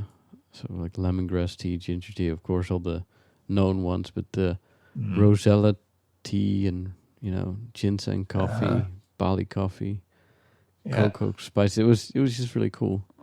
Mm-hmm. So we did that. We had the crappuccino. Yeah, we got the whole like special there on that table there, all of them. Yeah, Ubud Sari was the name. Okay. Yeah, that was cool. Yeah. Yeah, so we can say we did, and then we went to the monkey park, monkey sanctuary. Yeah, that was a crazy. It was cool getting to see them all in their natural habitat, hanging out, man. The baby ones and the big ones. And yeah, they're about the size of a small dog, but when they show their teeth, they are look at that. pretty damn terrifying, man. Yeah. Like you don't want to get into a fight with one of those things. No. Yeah, and they just you just walk around this park and there's just monkeys everywhere, and I saw they're pretty tame. You can get close to them, and sometimes they climb on people, and people let them climb on them. I mean, that's not something I wanted to do, but because they're pretty dangerous if you're not careful. Right, yeah, definitely could be. We saw some jungle. fights too. We saw some. Yeah, I remember that they're running through the. Yeah, that was cool. Yeah, dude, and crazy jungles. Bali is just another just gorgeous place with jungles and just yeah. Yeah, I remember saw that we watched that one steal somebody's ice cream. Yeah, there was these ladies walk around with this plastic bag just from the grocery store, and the monkey just grabs it and just runs off with it, snatched it out of her hand. Yeah, there he is eating the ice cream, and girls looking at it, ladies looking at it, and they all look upset, and one of them is laughing. yeah. Can't do anything, you're not gonna, you don't want to fight them over it. So no, and they'll steal your stuff, man. They're quick, and they're they're the best pickpockets in the world. Right. And then we ended up in this. That was like the pineapple. I think resort. It was Potato Head. It was called Potato Head. That's it. And it was insane. That's still the craziest, most luxurious nightclub I've ever seen, man. Yeah, it was stunning. That's the kind of place where you'd expect to walk into a movie star or something. Basically, yeah, it was incredible. The pool. Yeah. So that was if you're around that area, that's worth it to check out and just have a drink or two. Yep. And that was one thing that was also really cool there. I thought was the food stalls by the road. These little delis that just had one thing on the menu. That's it. And they did it just better than anyone. Right. Fun. Yeah, dude. Well, let's see what else. What else do we want to talk about? Oh yeah, you remember that one morning we woke up by this like terrible noise. It was this terrible squealing and screaming and the yelling noise. Yeah, we were woken up by that, and apparently they slaughtered a pig on the altar, the family altar, and during that religious week. And, that's crazy. We had no idea what was happening. Yeah, we woke up to a pig being slaughtered, and that's a loud, terrible noise, man. Yeah, it was an interesting experience. And then one of the last days we were there were it was by the end of this Holy Week, everyone has to stay inside for one day, and we did that. We had a pretty nice hotel for the last 2 days, and we were not allowed to go out of the hotel the whole day. So what do? We go to the pool bar. So it's this, you're just in the swimming pool, but you're sitting underwater at a bar with your it's a swim up bar. Yeah. And then there were a couple of Aussies sitting there next to us. Australian couple, just man and wife, and we had a couple drinks with them, and it was That was Memorial Day, man. Those Australians, man, they can drink. They just it's true. they're on a different kind of level. Uh-huh. Yes, they are. All right, man. Well, I think we talked for well over 3.5 hours. So Yeah. it's Yeah. quite a long time, man. Yes. But Yeah, dude. I feel like we got some good conversation there. Edited it up and yeah. right on. Well, what would you say to my audience is the one thing you want to say about like backpacking or traveling or whatever you want to? How would you? Man, it was an awesome experience. I was definitely lucky to have you there as a friend that had some more experience than me. I probably would have started smaller if I was doing it on my own for the first time. Maybe not gone as far. Definitely not like in a whole foreign country by myself. I would have started probably just in the U.S. But definitely good life experience, man. Get to see people, get to see nature, get to check out good food, good adventure. It's just a good way to broaden your horizons. So would definitely recommend. Hell yeah! Anything you want to promote? Do you have like a social media page or something like something you? Not right now. No, I'm working on a solo project, but I don't have anything ready to show the world. So at some point later. All right. Well, just let me know, and I'll just find a way to wedge it in somewhere. Plug it. Yep. Cool. Right on, dude. All right, well, dude. Awesome talking. Fuck yeah. Good times. Good times. Hope you get some good sleep tonight, dude. Oh, dude, yeah. I will. This stuff is fun, but it's also exhausting. Tiring. Yeah. For sure. But it was great, man. Thanks for coming on. We awesome. Of course, dude. Caught up. Yes. All right, my man. All right, dude. Thank you, son. All right, man. Have a good night, dude. All right, everybody. That was a fun one, right? Yeah, definitely follow up on that advice. Go backpacking, go to Thailand, go to Bali, buy a nice backpack. Check my personal website, Dehubei, DHOEBEE.com. I put a backpacking guide up there that shows you what you should take and how you should pack your backpack. That's a good little tie into this episode. I will also link that in the show notes. And you can find a bunch of photos of stuff we talked about. You can find links to hostels and locations and all that kind of stuff. So go to the polarizer.com and then check out the show notes there. It's polarizer.com/podcast28. This will be podcast 28. And thanks again to our sponsors. Thanks to Amazon. Go to thepolarizer.com and click on the Amazon button to go to Amazon and do your shopping there. We get a little kickback there that helps the show. Also check the Alert Allergy app. That's ALLERT Alert in the iOS App Store for travelers with food allergies. So if you have a food allergy, you want to travel the world, and you are afraid of running into a language barrier, that app will have the solution for you. So alertapp.com and ALLERT Alert in the iOS App Store. And thanks to onit.com, use the promo code Polarizer, that's POLARIZER, for up to 10% off your total order, or just click the link on the polarizer.com. And finally, don't forget to sign up to the newsletter. Go to polarizer.com, use the little form in the sidebar, or click on the newsletter button on the top of the page and sign up for that motherfucker. That way, you never miss an episode, because I'll send you an email every time a new episode drops into the interwebs. All right, ladies and gentlemen, thank you for listening. Mandeville, thanks for coming on. I really enjoyed talking to you, my friend, and see you next time. Tot ziens.